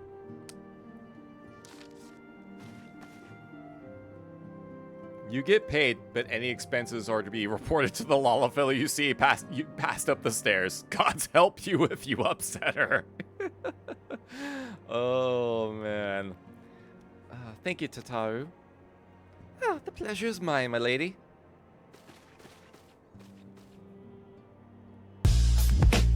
Oh. Hey there, Matthew. Welcome on in. Hope you're also doing well. By way of a welcoming gift, I have taken the liberty of adding your name to the Retainer's Registry. As of now, you are entitled to employ the services of a retainer. You will need to consult a retainer vocate? I think that's it. Vocate. I'm gonna come! Not that kind of retainer. Regarding the particulars of this arrangement, but believe me when I say that retainers will prove invaluable to you in your adventuring endeavors. Looks at both of my existing retainers, like one that I quite very much have stocked with all my fucking raid tokens. All of the raid tokens I've accumulated over the years. In pain but good. Oh, hopefully you're able to recover soon. Hopefully you're able to recover soon. Wish I knew what having a retainer was like. Yep, nope. Free trial players cannot have retainers. You want that? You gotta get a subscription. Let this gesture serve as evidence of our commitment to do all in our power to facilitate your personal objectives. In return, we ask that you aid us to the fullest extent of your talents. A mutually beneficial relationship, I am sure you will agree, and one which serves the greater good besides. The greater good. Well, that was a veritable lecture, was it not? Forgive me, but it is important that all concerned are aware of what is expected of them. Now you know our purpose and what we can offer you. I invite you to consider joining us. When you have come to a decision, you may tell me without fear of censure. In good faith, I shall entrust you with our order's password, which our members use to reach one another when afield. It is Wild Rose. Pray, keep it safe. I'm sorry, what was that again? I disassociated. Hey, retainers now available. Woo! Alright, hey, look at everyone here. Look at everyone here. Final Fantasy II reference. Oh, God, that's right. The main character of FF2 has the alias of Wild Rose. Is that it? Is that it? I've never played Final Fantasy II. I've never played Final Fantasy II. That is one of the mainline Final Fantasy games that I've honestly never played. because it was like it's never really been made available until recent years. And like when they started localizing the Final Fantasy games in North America, they skipped that one entirely. We had like Final Fantasy 1, and then we had Final Fantasy 4, which was renamed to Final Fantasy 2 in the West, and then we had Final Fantasy 6, which was retitled as Final Fantasy 3 in the West. I don't know why they... I still don't know why they did that. I still don't know why they did it right that way. Oh, Wild Rose was the Rebellion password. Ah, okay, okay. One of these days I'll play Final Fantasy 2 just to get an idea of like just what it is. But I am aware that it probably has the most bizarre like leveling system out of every Final Fantasy game, and probably a reason why they don't use that specific system anymore. Is a retainer supposed to help you straighten your teeth? Maybe? I guess if you give them the tools and hire a retainer that has expertise in dental work. Password is password 1234. God, imagine. Only thing you need to know of FF2 is Guy speaks Beaver. All right then. All right. I think this is actually a perfect stopping point for us for the evening. Wild Rose by any other name. So we got through all of our dungeons though. We got through all of our introductory dungeons. So hey, that was the primary goal for the evening. Let's fucking go. Oh, good shit, good shit, good shit. Let's see, go ahead and suspend that for now. Oh, right, I'm in an instanced area. Is it gonna kick me out? Oh. Oh. Oh. Well, this area got a lot more sad now. It got a lot more depressing in here. Oh, fuck.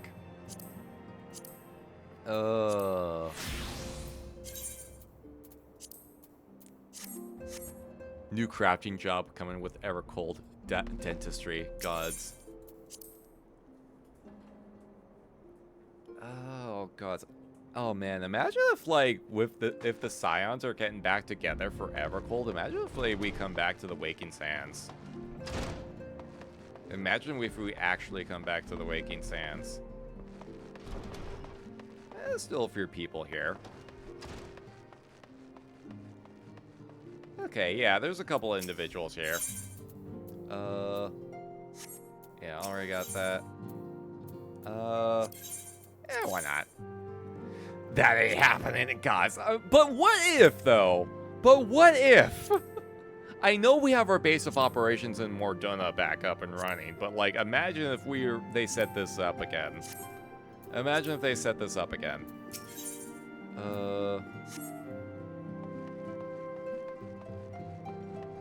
God, this is fucking bringing me back. Holy shit.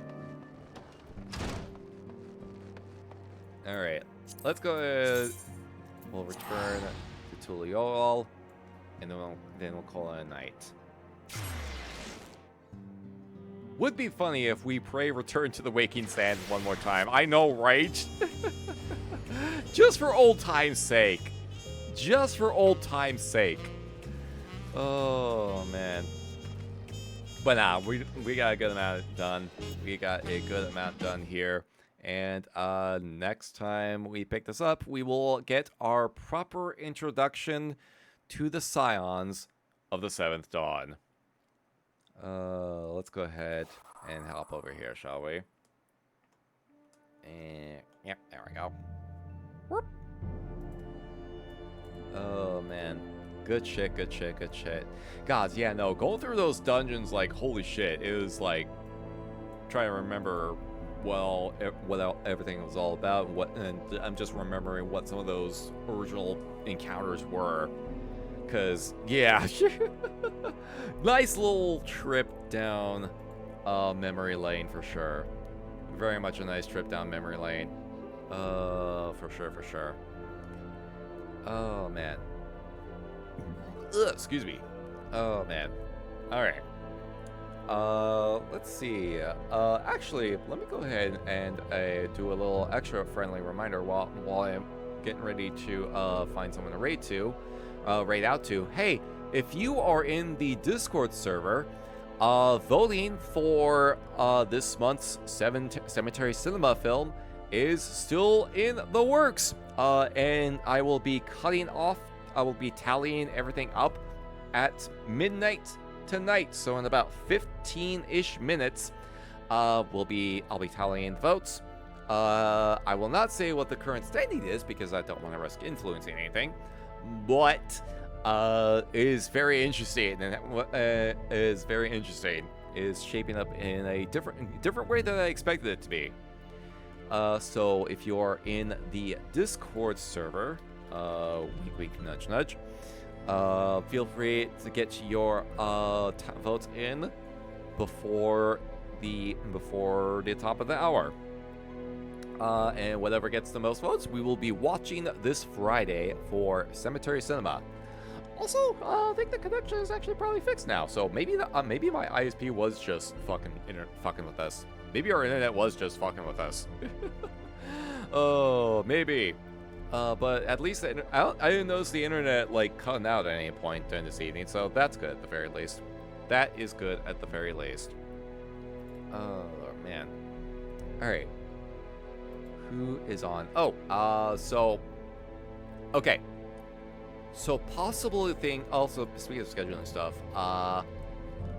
so Saturday I have planned for us to take a look at Subnautica tonight, but might also be starting something up this coming Sunday.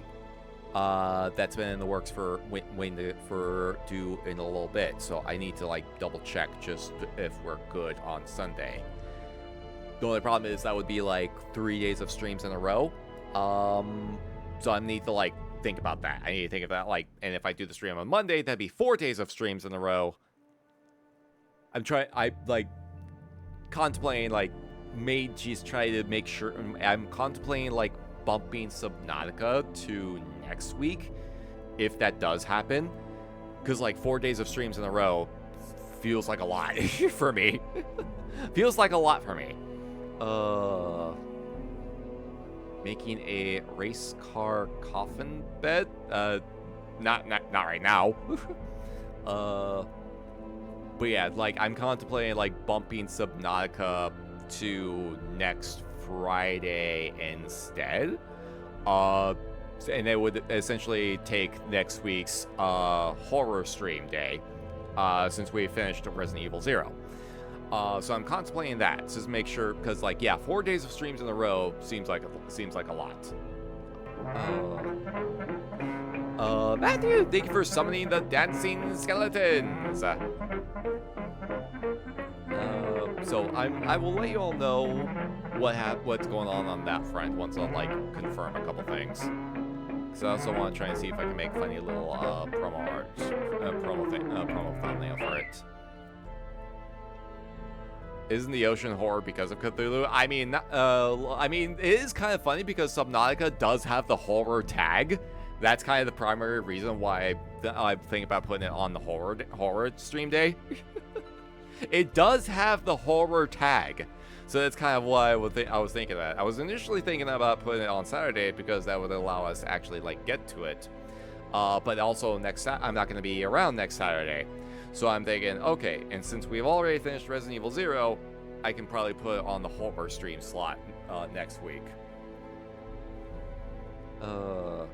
Yeah, the ocean is terrifying in its own right. Exactly. Like, there's some fucking scary shit down there. There's some scary fucking shit down there. Let's see. There's a lot of folks on right now. There's a lot of folks on right now.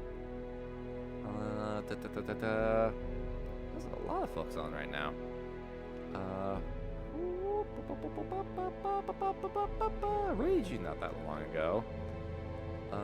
Let's see. scary and cool stuff. Oh yeah, no, some of the stuff in the ocean are like absolutely like genuinely cool. Like there's some genuinely cool shit that's down there, but also a lot of stuff that is just like, no, that is a straight up eldritch monstrosity. That is not a thing. That is not a creature of this world. A lot of that on top of it. Let's see. Oh god, decisions.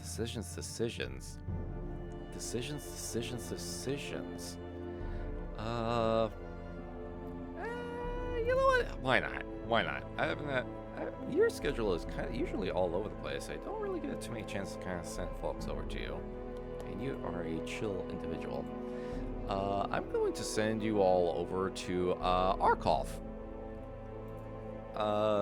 Really very chill individual. Plays a lot of like does a lot of variety stuff, but like yeah, absolutely chill individual. He is playing Echoes of Einkrad? Not familiar with this one actually. Kind of reminds me of oh god, what is it? What's that Tales game that's like takes place in like military setting? It's kind of reminding me of that in terms of like present like art style. But I'm gonna send you all over his way. Nah, I have been following him for a while, and he is an absolute like he's really cool being. He is a very cool being for sure. Yeah. Giant squid, colossal squid, vampire squid, and the cuttlefish. Yeah, for real. A lot of cool shit down there, but a lot of stuff that's also just genuinely terrifying. Alright, there's our raid message. And I will see you all Friday for Cemetery Cinema. Thank you for watching. Thank you for hanging out. Don't forget to take care of yourselves. Be good to each other. And pray return to the waking sands. Oh, just leaving you all with that. Oh. Alright, rest well, everyone. I will see you all next time.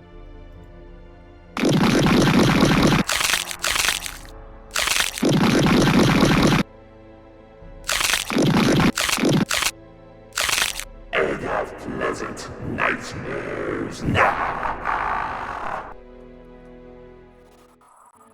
There'll be more, many more. They're coming for me now.